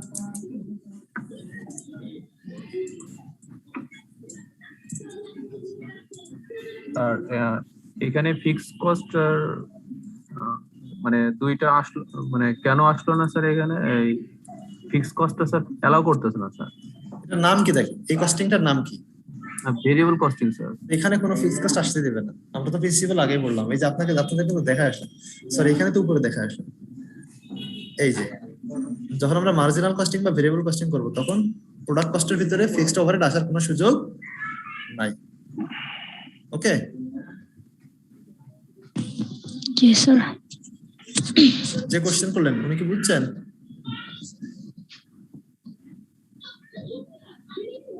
কেন আসবে না কোশ্চেন করছেন একজন। আর অ্যাবজর্পশন কস্টিং এ বলা আছে দেখেন, প্রোডাকশন ওভারহেড পুরোটাই আসবে, ফিক্সড হোক ভেরিয়েবল হোক সবগুলো আসবে।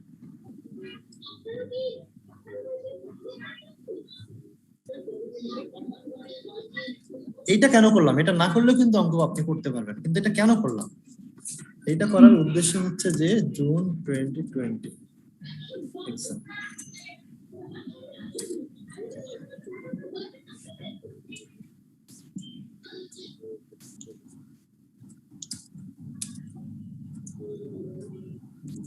এটা করলাম, এখন কিন্তু আপনি ক্লিয়ারলি বুঝবেন যে আসলে আমার প্রফিটটা কেন ডিফার করছে। এই দুয়ের এইটার কারণে কিন্তু প্রফিটটা ডিফার করবে, এই ফিগারটা, রাইট?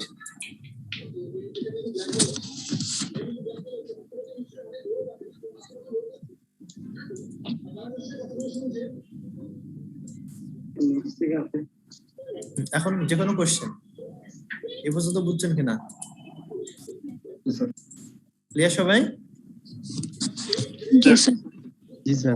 হ্যাঁ, এখন আমরা অ্যাবজর্পশন কস্টিং ইউজ করি এবং মার্জিনাল কস্টিং দুইটা ইউজ করে আমরা দেখাই যে আসলে প্রফিটটা কত হবে। আমি একটা ফরম্যাট দেখাচ্ছি, দেখেন আপনারা যেভাবে এখানে করে দেওয়া আছে সেটাও ফলো করতে পারেন। এখানে যদি বুঝে যান তাহলে আর দরকার নাই, আর এখানে যদি না বুঝেন তাহলে দরকার আছে।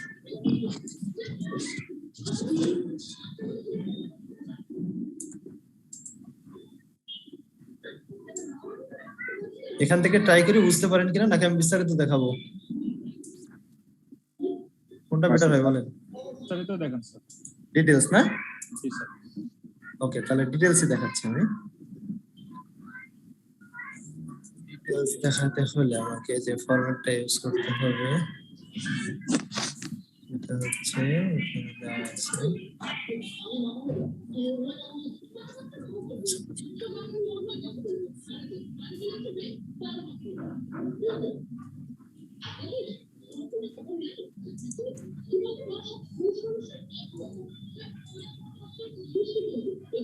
আপনাদের সীমার বইতে কিন্তু একটা ফরম্যাট দেওয়া আছে, আপনারা চাইলে এটা ফলো করতে পারেন, ওইটাও বেটার, বাট এখানে আনসারটা একদমই শর্টকাট করছে।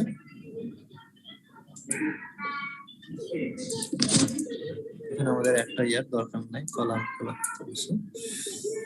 আমাদের বরং এটা ফার্স্ট কোয়ার্টারের অঙ্ক, একটা কোয়ার্টারের অঙ্ক দেওয়া আছে, ফার্স্ট কোয়ার্টার অথবা একটা কোয়ার্টার, যেখানে হচ্ছে সেলস কত 160 সম্ভবত।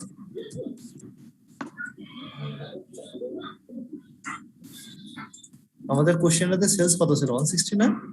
জি স্যার। সেলস হচ্ছে কি 160 ইউনিটস আর প্রোডাকশন হচ্ছে 220 ইউনিট। তো অ্যাবজর্ভ কস্টিং এত ঝামেলা নাই, আমরা কিন্তু সহজেই করতে পারি। সেল যেহেতু আমাদের কত 160 ইউনিট, সেলিং প্রাইস কত, আচ্ছা এটা তো অলরেডি দেওয়া আছে, আমাদের মনে হয় লাগবে না, না দেওয়া নাই, সরি দেওয়া নাই। সেলস প্রাইস কত আমরা কি বের করতে পারবো না, পারবো না বলেন তো?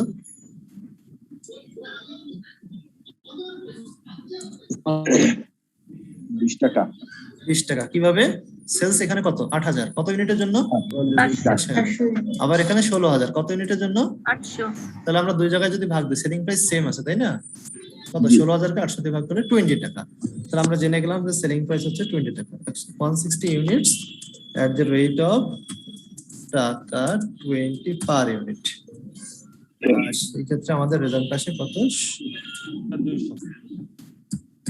3200। একজন বলবেন কত আসে? 3200 স্যার।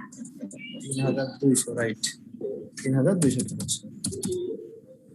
3000। আচ্ছা, লেস ভেরিয়েবল কস্ট আমরা ডাইরেক্ট, যদি আপনি ইন্ডিং ইনভেন্টরি এইভাবে করতে পারেন যে opening inventory plus production minus ending, এভাবে করতে পারেন, কিন্তু ভেরিয়েবল কস্টিং এটা কোনো দরকার নাই। কাজে আমরা ডাইরেক্ট করতে পারি যে কত বিক্রি হয়েছে 160 ইউনিট। আচ্ছা ওইভাবে দেখাইছে কেন? এরা কিন্তু ওইভাবে বিস্তারিত দেখাইছে, কেন দেখাইছে? যাতে করে আপনারা বুঝতে পারেন এইটা যে দেখেন, এই যে এইটা দেখেন ক্লোজিং ইনভেন্টরি কত কত ধরছে, এটা 480, আর এরা কত ধরছে?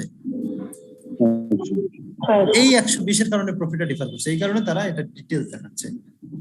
ওকে, বোঝা গেছে আমার কথা? আমিও ডিটেইলস দেখাই দিই, দুই ভাবে কিন্তু হবে অঙ্ক, সেম আনসার আসবে। আচ্ছা আমি ডিটেইলসই দেখাচ্ছি। ডিটেইলস আনসার হচ্ছে এইভাবে দেওয়া আছে আপনাদের সীমার বইতে, রেজাল্ট সেম আসবে, ওটা বোঝানোর জন্য। আচ্ছা প্রথম বছর কি ওপেনিং ইনভেন্টরি আছে, কোনো ওপেনিং স্টক? ওপেনিং ইনভেন্টরি 0 দেওয়া আছে, আমাদের কোশ্চেনটা দেখেন।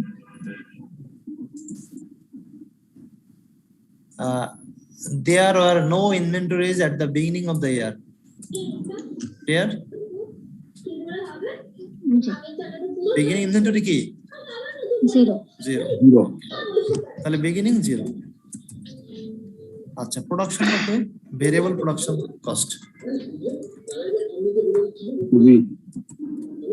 ভেরিয়েবল প্রোডাকশন কস্ট আমরা জানি উপরে, এটা আমরা দেখব। প্রোডাকশন কস্ট কত করে? ইউনিট কস্ট 8 করে। সাউন্ড হচ্ছে স্যার কোত্থেকে জন্য?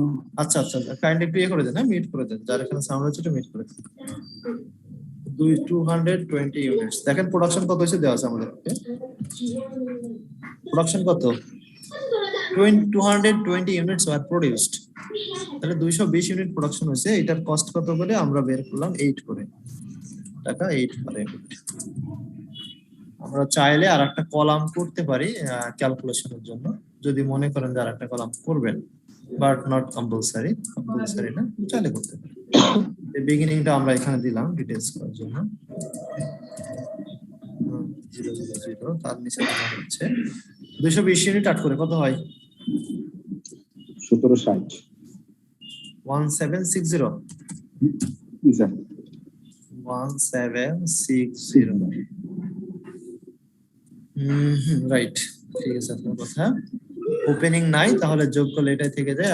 আর এন্ডিং বা স্যার 220 কোথা থেকে আসলো স্যার? কোশ্চেনে দেওয়া আছে, এই যে দেখেন, এই যে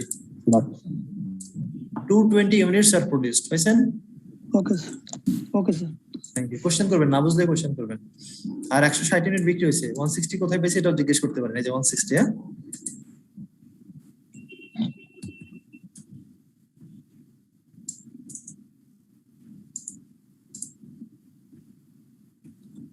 সো এন্ডিং ইনভেন্টরি আপনারা জানেন এন্ডিং কত, এখানেই ক্লিয়ারলি পাবেন। দেখেন আমার প্রোডাকশন হচ্ছে 220 আর সেলস হচ্ছে 50 ইউনিট 160।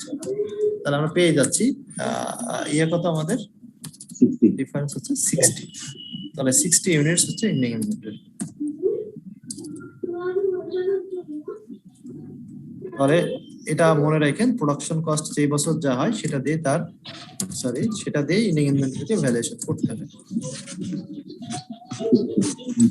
এইটা ক্লিয়ারলি বুঝবেন যারা এটা বুঝবেন যে এন্ডিং ইনভেন্টরির কারণে কস্ট কি বাড়ে না কমে। এটাকে আমরা প্লাস করি না মাইনাস করি? মাইনাস করি, রাইট।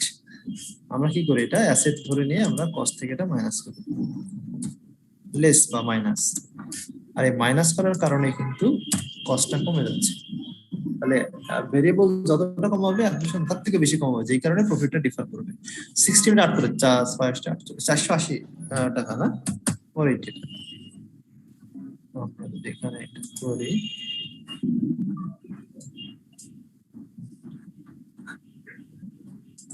এবার বলেন কত আসে কস্ট অফ গুডস সোল্ড? 1280 হ্যাঁ 1280 1280 1280। তাহলে এটা যেটা পেলাম সেটা নাম কি? Variable cost of goods sold বা কস্ট অফ সেলস। এটার নাম হচ্ছে variable cost of goods sold. তো আমরা জানি যে মার্জিনাল কস্টিং এর সিস্টেম হচ্ছে, আমি একটু বলে নিই যদি কারো সাথে না থাকে মনে না থাকে। মার্জিনাল কস্টিং এর সিস্টেম হচ্ছে, আপনারা এর আগে কোনোদিন ব্রেক ইভেন পয়েন্ট করছেন?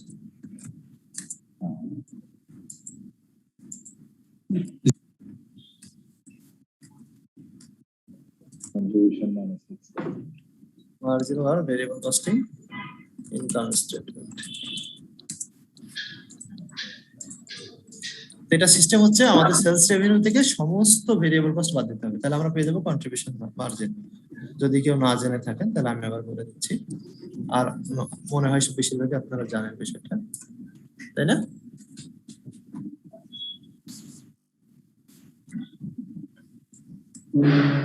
ভেরিয়েবল সেলিং কত হবে দেখেন, এটাও আমরা বলতে পারবো। ভেরিয়েবলের রেটটা কত বলেন তো সবাই? 1600 টাকা 400 ইউনিটের জন্য 4 টাকা, 3200 টাকা 800 ইউনিটের জন্য। রেট কত হচ্ছে তাহলে? 4 না 4 টাকা, রাইট। যারা বোঝেন নাই পর আবার বলতে দেখেন, যারা খেয়াল করেন নাই। ভেরিয়েবল সেলিং ওভারহেড দেখেন 1600 টাকা ফর 400 ইউনিট, এখানে 3200 টাকা ফর 800 ইউনিট। যেখানে ভাগ করেন সেম আসবে। 3200 কে 800 দিয়ে যাচ্ছে, ভাগ করেন 4 8 32 4 করে আসবে। তো আমাদের এখানে সেলস কত?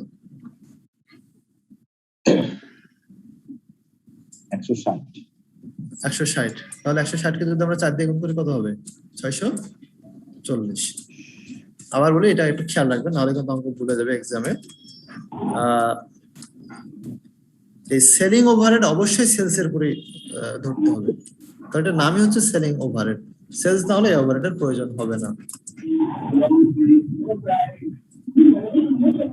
তাহলে এটা হচ্ছে, এটা আমরা তুলে দিই, তাহলে এটা দরকার নাই। 640 টোটাল ভেরিয়েবল কস্ট হবে কত? এটা কি লেস হবে? ইয়েতে গিয়ে লেস হবে সেলস থেকে, কিন্তু আমরা যদি আগে ইয়ে করে নিই তাহলে যোগ করে দিতে হবে, রাইট?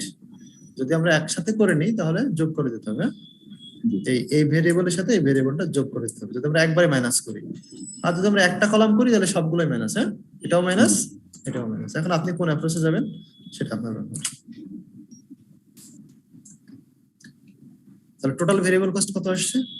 1280 আর হচ্ছে 640, মোট 1920।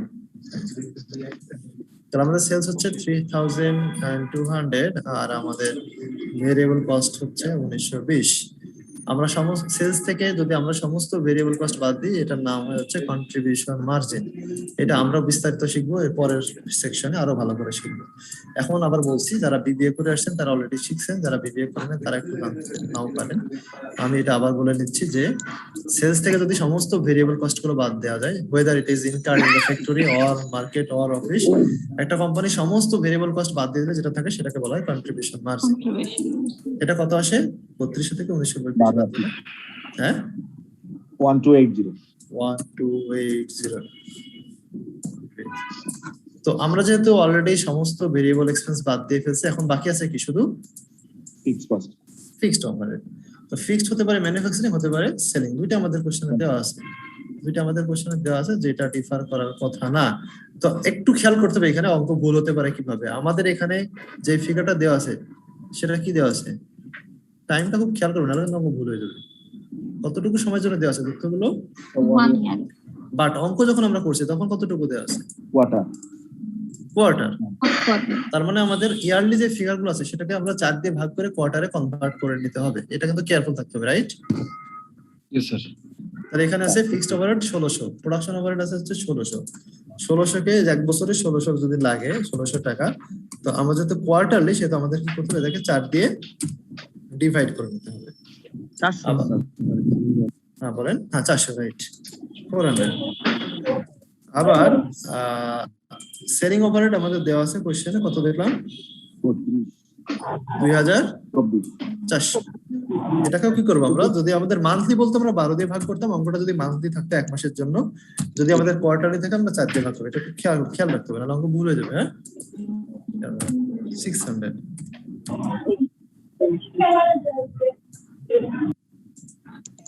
আচ্ছা, তাহলে কত আসে মোট? 1000।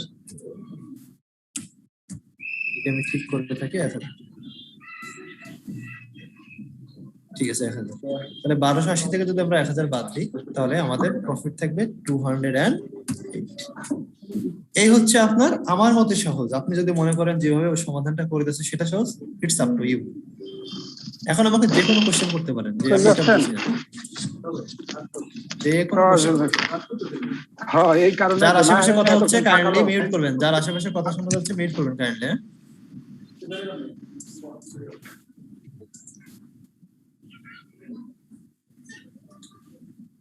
আচ্ছা, যে কোনো কোশ্চেন এখন। তাহলে আমরা কি করবো? আমি আবার রিপিট করছি, মার্জিনাল কস্টিং এর সিস্টেম হচ্ছে সেলস রেভিনিউ, যেটা সেলস ইউনিটকে পার ইউনিট দিয়ে গুণ করে আপনার। হ্যাঁ নাসিমা আক্তার, আপনি রেইজ হ্যান্ড করছেন, যে কোনো কোশ্চেন। স্যার, আমরা যখন সেকেন্ড কলামে লিখবো, এই পাশে তো আমরা লেস লিখেছি, কিন্তু ওইখানে কি আমাদের ব্র্যাকেট দিয়ে বোঝানোর প্রয়োজন আছে যে এটা মাইনাস করছি?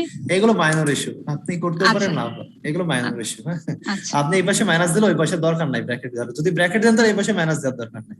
আচ্ছা, ঠিক আছে। একটা করলে হয়। আবার এক কলমেও করতে পারেন, আপনি মনে করেন হাতে সময় নাই, আপনি এক কলম দিয়ে অঙ্ক করে দেবেন। এক কলম দিয়ে যখন করবেন তখন লেস, এটা কোনো কিছু লেখার দরকার নাই, যেগুলো নেগেটিভ ফিগার সবগুলোকে ব্র্যাকেট দিয়ে দিবেন। ঠিক আছে, জি স্যার। স্যার, এখানে যেহেতু যে ছিল না, মানে ওপেনিং ইনভেন্টরি ছিল না, আমরা যদি variable cost of goods sold একবারে করতাম, আমি কিন্তু করতে চাইছিলাম, কিন্তু ওই যে এন্ডিং কেন, প্রফিটটা কেন ডিফারেন্স, এটা দেখানোর জন্য এন্ডিংটা আবার আলাদা রাখি। এটা তো আমি ডাইরেক্ট 160 কে 8 দিয়ে গুণ করলে ফিগারটা আমি ডাইরেক্ট পেয়ে যেতাম, পাইতাম না, যে কেউ পাইতেন না। এটা কিন্তু প্রথমে করতে গেলাম, আমার কিন্তু তাই করা ছিল আমার ফরম্যাটে। আমি কিন্তু স্ট্রাকচার ওয়াইজ আমাদের এন্ডিং আছে, তো ওই জন্য তো দিতে হবে। রাইট। হ্যাঁ, এই যে আমরা যদি একবারে করতাম তাও কিন্তু অঙ্ক সব সময় মিলবে, সব সময়। আপনি কিন্তু এক্সামে করতে পারেন, স্কিপ করতে পারেন, কিন্তু আমি এখানে বোঝানোর জন্য স্কিপ করি নাই। দেখেন, এইটুকু করার কোনো দরকার নাই, যে এইটুকু করার কোনো দরকার আছে যদি ক্লিয়ারলি বোঝেন। ওকে স্যার, আরো শর্টকাটে করা যায়, কিন্তু স্যার প্রসিডিউরটা মানে হয় না পুরো প্রপারলি। আমি সিমার আপনাদের দেখাই, এইভাবে দেয়া আছে ফরম্যাটটা। সিমার একটু আমি দেখাই একটা ইয়া। জি স্যার। সীমাতে যে ফরম্যাটটা দেওয়া আছে,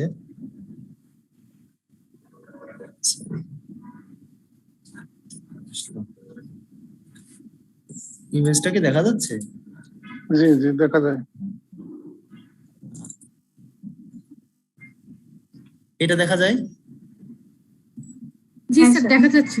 দেখছেন সীমা কি করছে? সেলস থেকে আমাদের ভেঙে ভেঙে করতে বলছে, opening stock plus production minus ending. এটা হচ্ছে অ্যাবজর্পশন, এটা হচ্ছে ভেরিয়েবল। দেখেন ওরা ভেঙে ভেঙে করতে হচ্ছে, opening stock plus variable production cost minus হচ্ছে ক্লোজিং স্টক, রাইট? জি স্যার। ওই যে বারবার লেস দেখছে, দেখছেন বারবার লেস দেখছে, এগুলো মাইনর ইস্যু, এগুলো হ্যাঁ বস, এগুলো কোনো মেজর ইস্যু না। নাসিম আক্তার যে কোশ্চেনটা করলেন, হ্যাঁ এগুলো কিন্তু মাইনর ইস্যু। ক্লাসে যে নিচে যা বসে থাকবো আর আধা ঘন্টা একদম কথা বলতেছেন আপনি, এখানে কাইন্ডলি মিউট করেন।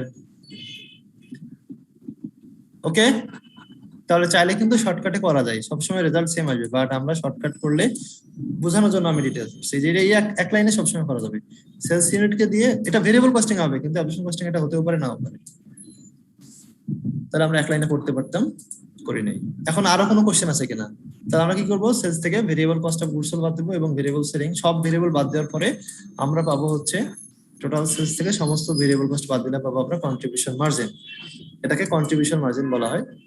এটা দিয়ে আমাদের ফিক্সড কস্ট কভার করতে হবে, করলে যদি কিছু থাকে প্রফিট হবে, আর যদি আমরা ফিক্সড কস্ট কভার করতে না পারি ব্রেক ইভেনও হবে না, আমাদের প্রফিটও হবে। আর কোয়ার্টারলি থাকলে আমাদের প্রফিট ফিগার ফিক্সড কস্ট গুলো 1 বছরে থাকলে আমাদেরকে 4 দিয়ে ভাগ করে নিতে হবে, মান্থলি থাকলে আমাদের 12 দিয়ে ভাগ করতে হবে। এটা খেয়াল করবেন, টাইম একটা ইম্পর্টেন্ট ফ্যাক্টর অঙ্কের ক্ষেত্রে। এটা দেওয়া হয় যাতে করে আপনারা কতটা সিনসিয়ারলি এটা ডিল করেন এটা দেখার জন্য এক্সামিনার দিতে পারেন। আচ্ছা, কারো কোশ্চেন আছে? যে কোনো কোশ্চেন, যে কোনো কোশ্চেন করতে পারেন। হ্যাঁ, কথা ভেঙে ভেঙে আসে, কথা ভেঙে ভেঙে আসে। আমি শুনছি না, আপনারা শুনছেন? স্যার মার্জিনাল কস্টিং এর ভেরিয়েবল ফিক্সড কস্ট আসে না? হ্যাঁ স্যার, আমরা ফিক্সড কস্ট নিয়ে কেন কাজ করছি এখানে? জি স্যার, ফিক্সড কস্ট নিয়ে কেন কাজ করলাম আমরা? কোথায় ফিক্সড কস্ট? ও আচ্ছা, এইখানে এখানে এখানে জি কথা স্যার, বলছি। জি স্যার। না, ভেরিয়েবল কস্টে আমরা বলছি ফিক্সড কস্ট একদমই আসে না তা না, প্রোডাক্ট কস্টে আসতে পারবে না। খেয়াল করে দেখেন, আবার এটা কিন্তু ভুল হচ্ছে। আবার আমি বলি, এটার নাম কি দেখেন তো? এটার নাম sir unit product cost. Product cost, just product cost. Variable costing এ প্রোডাক্ট কস্টের ভিতরে ফিক্সড কস্ট আসতে পারবে না। ও আচ্ছা। বাট আপনি কোম্পানি থেকে তো ফিক্সড কস্ট ইনকার করলে আউট করে দিতে পারেন না, পারবেন কি? না স্যার, প্রোডাক্টের ভিতরে জাস্ট আসবে, রাইট? আচ্ছা জি স্যার, জি স্যার। হয়তো আমি মিস করছি বলতে, অথবা আপনি বুঝতে মিসআন্ডারস্ট্যান্ডিং হতে পারে। অর্থাৎ এই যে ভেরিয়েবল কস্ট, এই যে product cost of goods sold এর ভিতরে আসতে পারবে না। ওকে, বাট ওভারঅল কোম্পানি থেকে তো আপনাকে অবশ্যই ফিক্সড কস্ট বাদ দিতেই হবে। আর কোনো কোশ্চেন? নালে আমি অবজেকশন কস্টিং এ যাব। স্যার এই ফরম্যাট গুলো কি কোনো আইএস বা আইএফআরএস ফলো করে করা হচ্ছে? না না, আপনার management accounting A is IFRS কখনোই কোনো গাইডলাইন দেবে না। এটা শুধুমাত্র ফাইনান্সিয়াল রিপোর্টিং এর ক্ষেত্রে গাইডলাইন দিতে পারে। আমাদের আইসিএমবি থেকে আপনার বাংলাদেশ কস্ট অ্যাকাউন্টিং স্ট্যান্ডার্ড তৈরি করা হয়েছে, কিন্তু এইটা এখনো কম্পালসারি আপনি বলতে পারবেন না। স্যার সিমার যে বুকটা আছে ওইটা ফলো করলে হবে না? ওখানে অবশ্যই অবশ্যই, এটাই তো আমি করলাম, এটা দিয়ে তো আমি করলাম, আমি সিমারটা দিয়ে করলাম। স্যার আজকে স্যার আমরা যেহেতু এখনো বই কিনিনি স্যার, আজকের ক্লাসের শেষে স্যার ওই যে দুটো স্যার ছবি দেখেছিলেন স্যার, ওগুলি কি আমাদের হোয়াটসঅ্যাপ গ্রুপে দেওয়া যাবে? আপনারা, হ্যাঁ আমি দিয়ে দেবো এখন, কিন্তু আপনারা কাইন্ডলি ইয়ে করেন, মানে এলএমএস এ ঢুকে পড়েন, এলএমএস এ জয়েন করে ফেলেন। আপনারা যেহেতু ফি দিবেন। জি স্যার, করেছি স্যার। তাহলে এলএমএস এ তো আপলোড করে দেবো আবার। আপলোড করে দিন। আচ্ছা, আমি অবশ্যই দেবো। আমি এই জন্য কিন্তু ওয়ার্ড ফাইলে কেন করাচ্ছি দেখেন, আমি যেভাবে ভেঙে ভেঙে করলাম, এটা যদি না করে একটা আপলোডেড ফাইল যদি বুঝতাম, এভাবে কি বুঝছেন আপনারা? হ্যাঁ স্যার, আমার একটা কোশ্চেন স্যার, রশিদ বলছি স্যার, একটু নিচে নামবেন। আমরা যখন ফিক্সড কস্টটা কোয়ার্টারের উপরে বেস করে 4 দিয়ে ভাগ করেছি, এবং আমাদের অঙ্কেও কি এই কথাটাই বলা আছে যে ফিক্সড কস্টটা রাউন্ড দ্য ইয়ারে ইভেন্চুয়ালি হবে, রাইট? স্যার আমরা ফিক্সড কস্টের নেচারে যদি এই প্রোডাকশনের সাথে ভেরি করে যখন, বা ইভেন্চুয়ালি রাউন্ড দ্য ইয়ার বা day to day month to month হয়, তখন কি এটা ফিক্সড কস্টের নেচারের সাথে ম্যাচ করে? আমি আপনার কোশ্চেন ক্লিয়ার না। আপনার বলতে চাচ্ছেন যে ইভেনলি তো আসলে হবে না, তাহলে ইভেনলি কেন ধরছেন, রাইট? না না না না স্যার, আমি সেটা বলছি। আমরা বলতে চাচ্ছি যে ফিক্সড কস্ট তো একটা সার্টেন লেভেল আর পিরিয়ডের জন্য ফিক্স থাকে, রাইট? আমার এই অঙ্কটাতেও আমাদেরকে বলে দিয়েছে যে রাউন্ড দ্য ইয়ারে ইভেন্চুয়ালি হবে, রাইট? দ্যাটস ওয়াই আমরা কিন্তু এটাকে কোয়ার্টারের কারণে 1/4 আমরা এখানে নিয়েছি, রাইট? এখন আমার কোশ্চেনটা হচ্ছে, যখন এরকম টাইমের সাথে ডে টু ডে, মানে টাইমের সাথে অথবা প্রোডাকশনের সাথে যখন এটাকে রেশিওটা ঠিক থাকছে, তখন এই নেচারটা কি আর ফিক্স থাকছে কিনা? হ্যাঁ, ওভার দা অবশ্যই থাকছে, কারণ আমাদের কিন্তু উইথিন দ্য রেলিভেন্ট রেঞ্জে যতক্ষণ থাকবে ততক্ষণ এটা ফিক্স থাকবে, আবার রেলিভেন্ট রেঞ্জ যখন ক্রস করবে তখন তো আপনার ফিক্স কস্টটা ফিক্স থাকবে না। এখনো কিন্তু রেলিভেন্ট রেঞ্জ ক্রস করে নাই, আমাদের কিন্তু একটা কোয়ার্টারের অঙ্ক দেওয়া আছে, রাইট? জি স্যার। এবং এটাও আপনার আরো প্র্যাকটিক্যাল আনসার যদি আপনাদের দিতে চাই, যখন একটা কোম্পানি, আপনার কোম্পানির মনে করেন ক্যাপাসিটি 1 বছরে 800 ইউনিট তৈরি করার ক্ষমতা আছে, স্যার এখানে স্যার যে আমরা মান্থলি যে রেন্টটা দিই, মান্থলি রেন্টটা হচ্ছে আমাদের ফিক্সড, কিন্তু আমরা যদি 4 মাসের দেই তাহলে এটা 4 দিয়ে মাল্টিপ্লাই, কিন্তু আসলে মানে রেন্টটা হচ্ছে আমাদের ফিক্সড। এটাই স্যার, এই জন্য আমরা 4 মাসের জন্য নিচ্ছি। রাইট, হ্যাঁ। না, ও যে কোশ্চেনটা করলো একটু ডিফারেন্ট কোশ্চেন করছে। ওর কোশ্চেনটা কি ছিল যে আসলে এটা এরকম ফিক্স থাকবে কিনা, এই তো এটা কোশ্চেনটা, এই তো। আমি যদি আরেকটু বলি যে ভেরিয়েবলে যদি যাই, সেখানে আমরা যে 8 টাকা রেটটা বের করছি, এইটা প্রোডাকশনের সঙ্গে ভেরি করছি, রাইট। আর এই ফিক্সড কস্টটা কিন্তু ফিক্সড কস্ট হচ্ছে পিরিয়ড কস্ট। ফিক্সড কস্ট অবশ্যই পিরিয়ড কস্ট, এটাকে পিরিয়ড কস্টই বলে। এটা আমি কিন্তু গত ক্লাসে পড়াইছি, গত ক্লাসে মিস করছেন আপনি? হ্যাঁ, গত ক্লাসে আমি ছিলাম না, ঠিক আছে। হ্যাঁ, রাইট, এই জন্য আপনার মিস্টেক হয়েছে। আমি গত ক্লাসে ভেরিয়েবল কস্ট, ফিক্সড কস্ট নিয়ে কথা বলছি পুরোটা, যে variable cost is related with activity, but fixed cost হচ্ছে আপনার পিরিয়ডের সাথে জড়িত, সময় যাওয়ার সঙ্গে সঙ্গে এটা হয়ে যাবে, এটা প্রোডাকশনের উপর ডিপেন্ড করবে, রাইট? আমি মনে হয় আপনাকে স্যার বুঝাতে পারছি না, সরি ফর দ্যাট। সেটা হচ্ছে যে এই ভেরিয়েবল আর ফিক্সড এর নেচারটা হচ্ছে যে রেটের সাথে, ইউনিটের সাথে বা টাইমের সাথে ভেরি করে।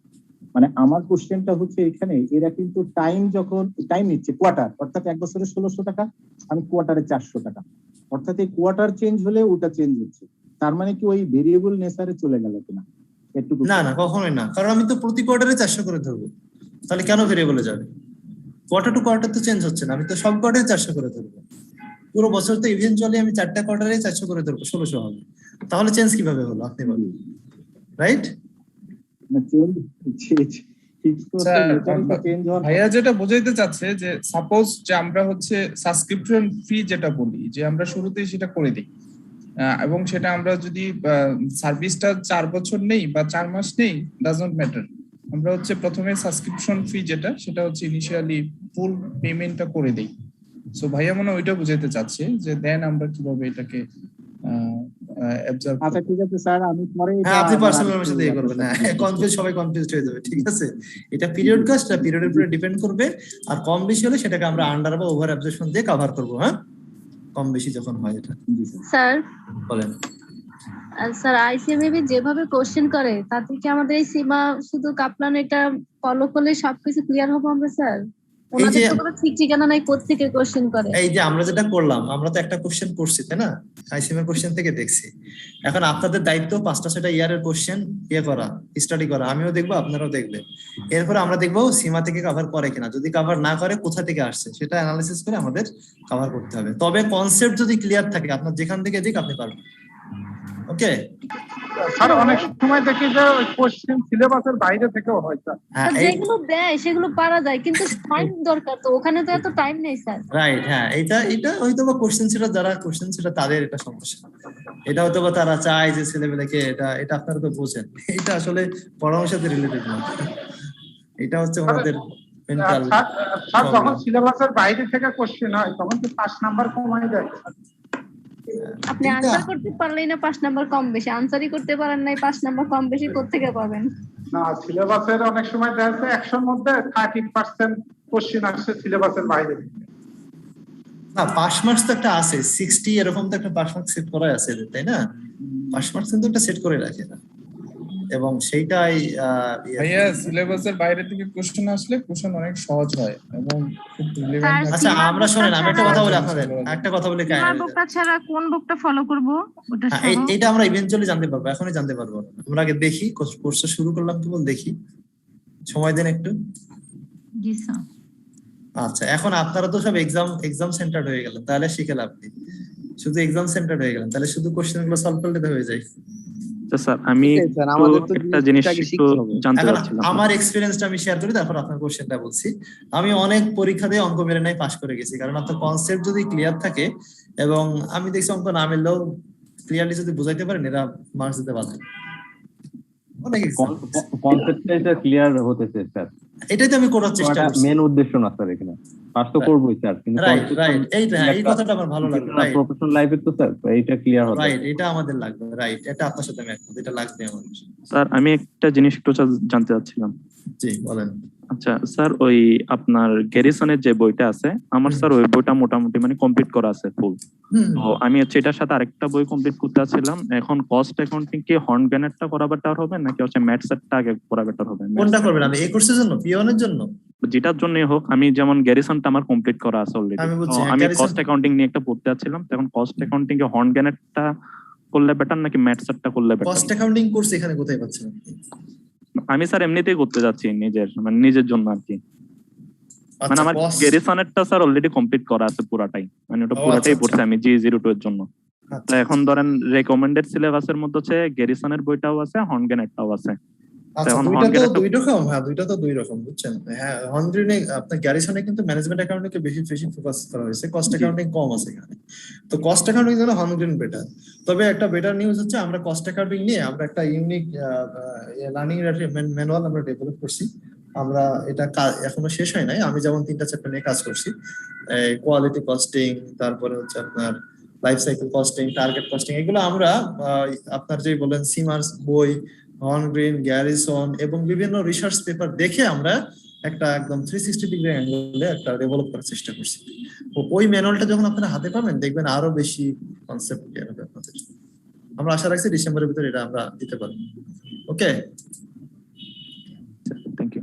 নতুন সিলেবাসে সবগুলোর জন্য আমরা ম্যানুয়াল তৈরি করছি এবং আপনারা দেখবেন ম্যানুয়াল গুলো অনেক কোয়ালিটি সম্পন্ন হবে, অনেক ম্যানুয়ালি ভালো পাবেন আপনারা, বিশেষ করে এই কস্ট ম্যানেজমেন্ট।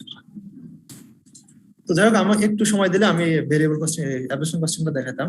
আপনারা কোশ্চেন এক্সাম সেন্টার না হয়, এক্সামের জন্য তো আমি আসি, ভয় নাই। আপনারা কোশ্চেন 4-5টা কোশ্চেন সলভ করেন, আটকাই গেলে আমি আমার সাধ্যমতো চেষ্টা করবো। তো অ্যাবজর্পশন কস্টিং এ যেটা করা হয়, জাস্ট আপনারা ফাইন্যান্সিয়াল অ্যাকাউন্টিং যেটা করছেন ওই ফরম্যাটটা, বা আমরা অ্যানুয়াল রিপোর্টে যে ফরম্যাটটা ফলো করি, যেটাকে আমরা বলি sales minus cost of goods sold gross profit, সেখান থেকে আমরা অফিস এবং মার্কেটের খরচটা বাদ দিয়ে দিলেন। এটা অনেক সিম্পল, বাট আমরা এখানে রেটটা কি করি, সেম সিস্টেমে আমরা যাব, শুধু নামটা চেঞ্জ। আমরা এখানে কি বলছিলাম যে ওপেনিং ইনভেন্টরি আগের মতোই থাকবে। আমার কি বিস্তারিত লেখার দরকার আছে? বিগিনিং তো 0, তাই না? বিগিনিং আর লিখলাম না।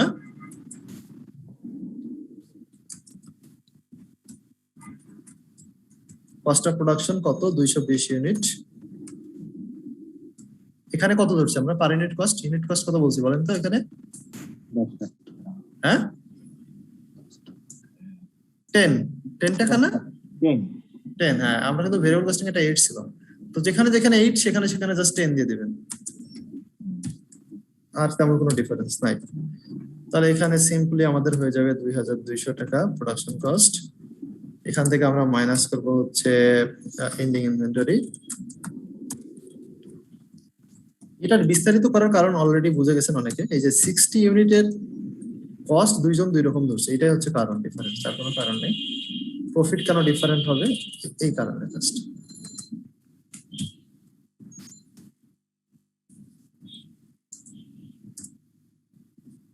কত ধরলো এরা?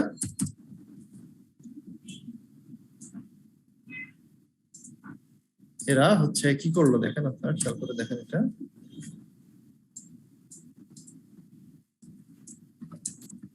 বুঝতে পারছেন? আছেন নাকি?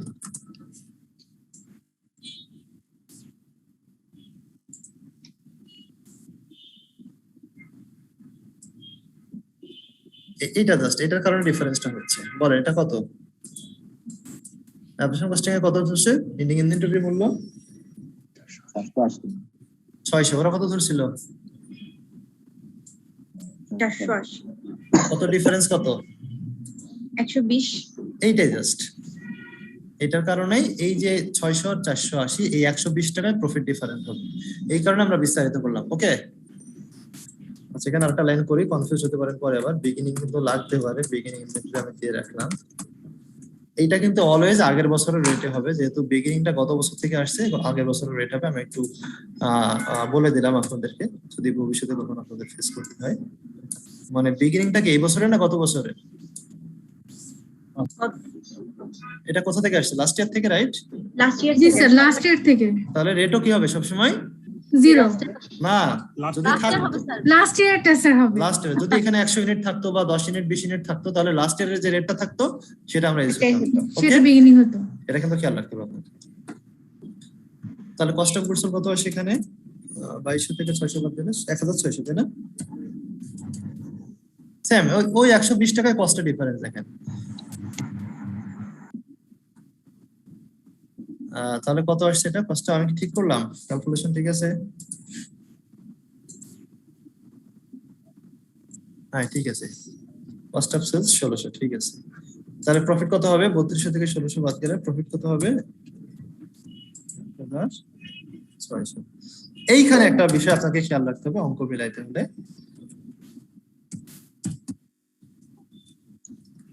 এই যেটা আমরা আগেই বলছি, অঙ্ক শুরু করার আগে বলছি, মনে আছে কিনা আপনাদের?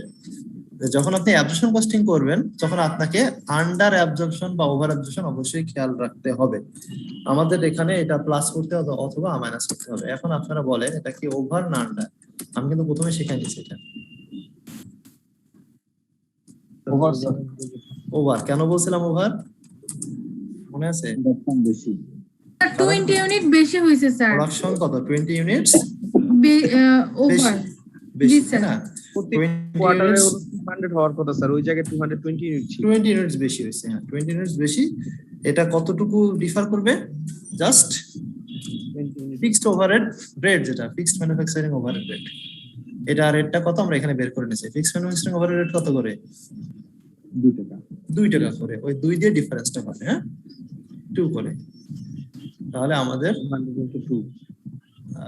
2 করে না, 2 করে যদি হয় এটা হচ্ছে কত হবে? 40 না? জি স্যার 40। ওভার হলে কি আমাদের খরচ কম হয়েছে, এই কারণে এটা প্রফিট বেড়ে যাবে। ওভার মানে হচ্ছে ফেভারেবল, কি হবে? প্রফিটটা বেড়ে যাবে। আর আনফেভারেবল হলে তখন স্যার এটা মাইনাস দিয়ে দিই। মাইনাস করতে, রাইট। এটা মনে রাখতে হবে সবসময়। হ্যাঁ ফেভারেবল হলে আমরা কি করব? তাহলে এটা হচ্ছে গ্রস প্রফিট সেল, এটা হচ্ছে অ্যাডজাস্টেড গ্রস প্রফিট। এটা গ্রস প্রফিট বিফোর অ্যাডজাস্টমেন্ট, এটা হচ্ছে গ্রস প্রফিট আফটার অ্যাডজাস্টমেন্ট। আমরা এটা নাও লিখতে পারি, কোন ধরনের লেভেল ওটা নাও লিখতে পারি। তাহলে প্রফিটটা হয়ে যাবে 1640।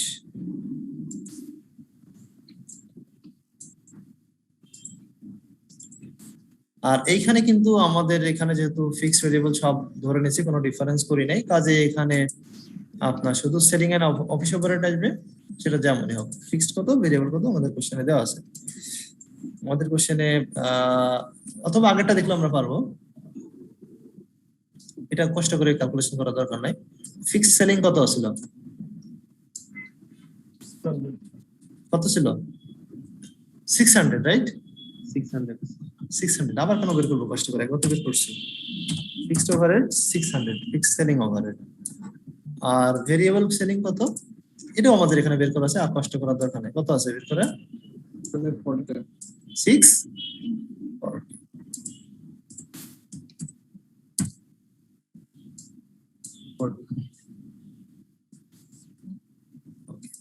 তাহলে কত হয়?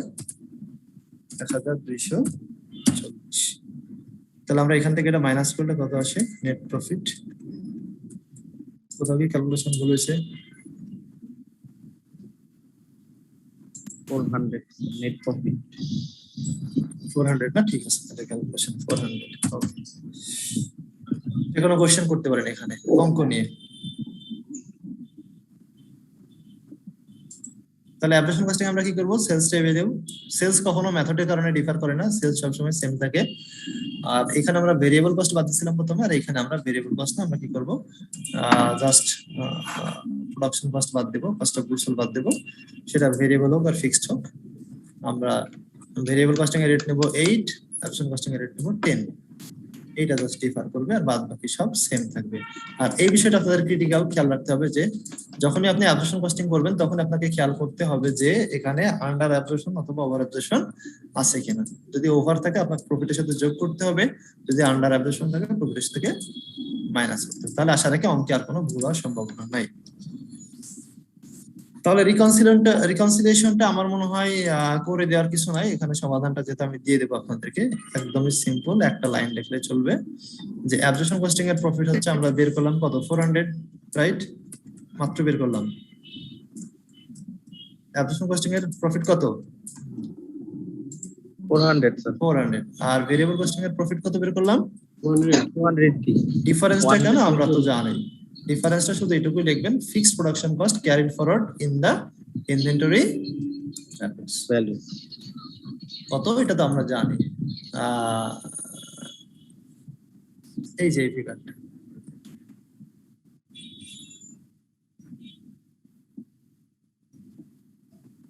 এন্ডিং ইনভেন্টরি কত ছিল আমাদের? 60 ইউনিটস। 60 ইউনিটস। কত করে ডিফারেন্স করছি আমরা কস্টে? আচ্ছা 2 স্যার। 2 অলওয়েজ এটা হবে ডিফারেন্সটা, কত ইউনিট আমাদের হাতে আছে এবং কত করে আমরা ফিক্স করছি, এইটুকুই কারণে ডিফারেন্সটা হবে 120। এটা এখানে দেখানো না, এখানে দেখা দিতে পারেন যে আমাদের 60 ইউনিট 2 টাকা করে ফিক্সড ওভারহেড বেশি ধরা আছে অ্যাবজর্পশন কস্টিং এ, যে কারণে তাদের প্রফিটটা বেশি। তাহলে অ্যাবজর্পশন দিয়ে শুরু করলে আপনাকে ফিক্সড ওভারহেড যদি ইনভেন্টরি এন্ডিং ইনভেন্টরি থেকে মাইনাস করতে হবে, আর যদি আপনি মার্জিনাল কস্টিং দিয়ে শুরু করেন তাহলে উল্টো হবে। দুইটা অ্যাপ্রোচই কারেক্ট, আপনি অ্যাবজর্পশন কস্টিং দিয়ে শুরু করতে পারেন, আবার মার্জিনাল কস্টিং দিয়েও শুরু করতে পারেন। আপনারা পারবেন না এটা? রিকনসিলিয়েশন পারবেন না? পারবেন না? পারবো স্যার। তাহলে যে কোনো একটা প্রফিট দিয়ে শুরু করবেন আর একটা প্রফিট দিয়ে শেষ করবেন, মাঝখানে ডিফারেন্সটা হবে হচ্ছে এন্ডিং ইনভেন্টরির ভ্যালুয়েশনের যে ডিফারেন্স, অর্থাৎ এটা অবশ্যই কত হবে, এটা অবশ্যই এটা হবে। দেখেন যে এই মেথডে এন্ডিং ইনভেন্টরি কত ধরা হয়েছে, এন্ডিং ইনভেন্টরি কত ভেরিয়েবল 480 ভেরিয়েবল কস্টিং এ, আর অ্যাবজর্পশন কস্টিং এ কত ধরা হয়েছে, এটা 600। কত বেশি ধরা হয়েছে তাহলে? এই ডিফারেন্সটা, অলওয়েজ এই ডিফারেন্সটা, ওকে? এইটা দিয়ে এই ডিফারেন্সটা আসবে। তো এইভাবে আমরা অ্যাবজর্পশন কস্টিং দিয়ে শুরু করলে যদি ইনক্রিজ হয় ইনভেন্টরি, তাহলে আমরা এটা মাইনাস করে দেব, তাহলে আমরা মার্জিনাল কস্টিং এর প্রফিটটা মিলে যাবে। এইভাবে আমরা বুঝবো আমাদের অঙ্ক হয়েছে কিনা। ওকে, আমাদের টাইম শেষ, তারপরেও কোশ্চেন করতে পারেন, যে কোনো কোশ্চেন।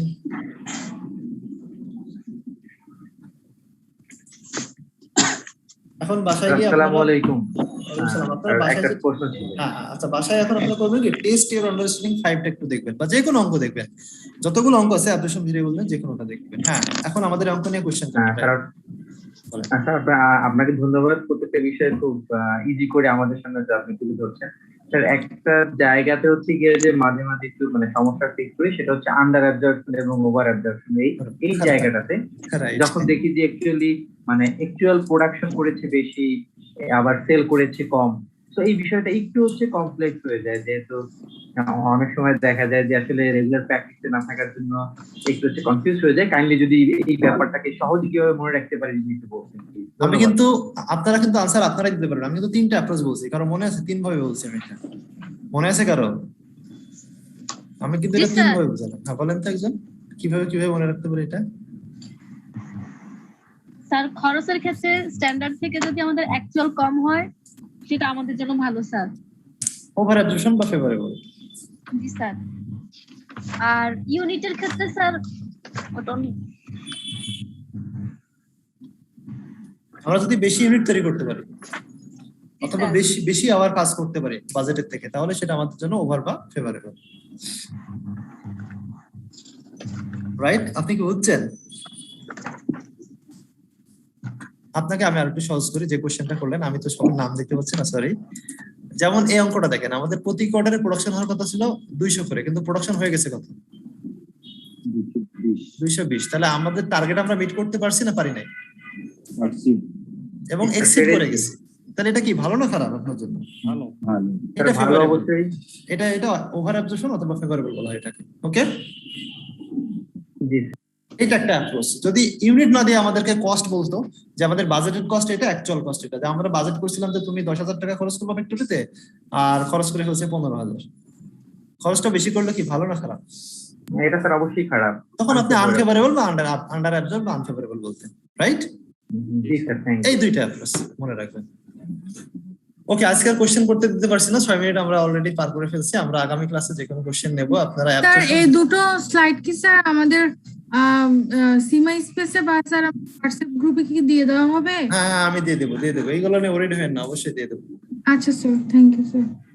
ওকে ওকে সবাই ভালো থাকেন। ঠিক আছে স্যার, আসসালামু আলাইকুম স্যার, ভালো থাকবেন স্যার। Thank you.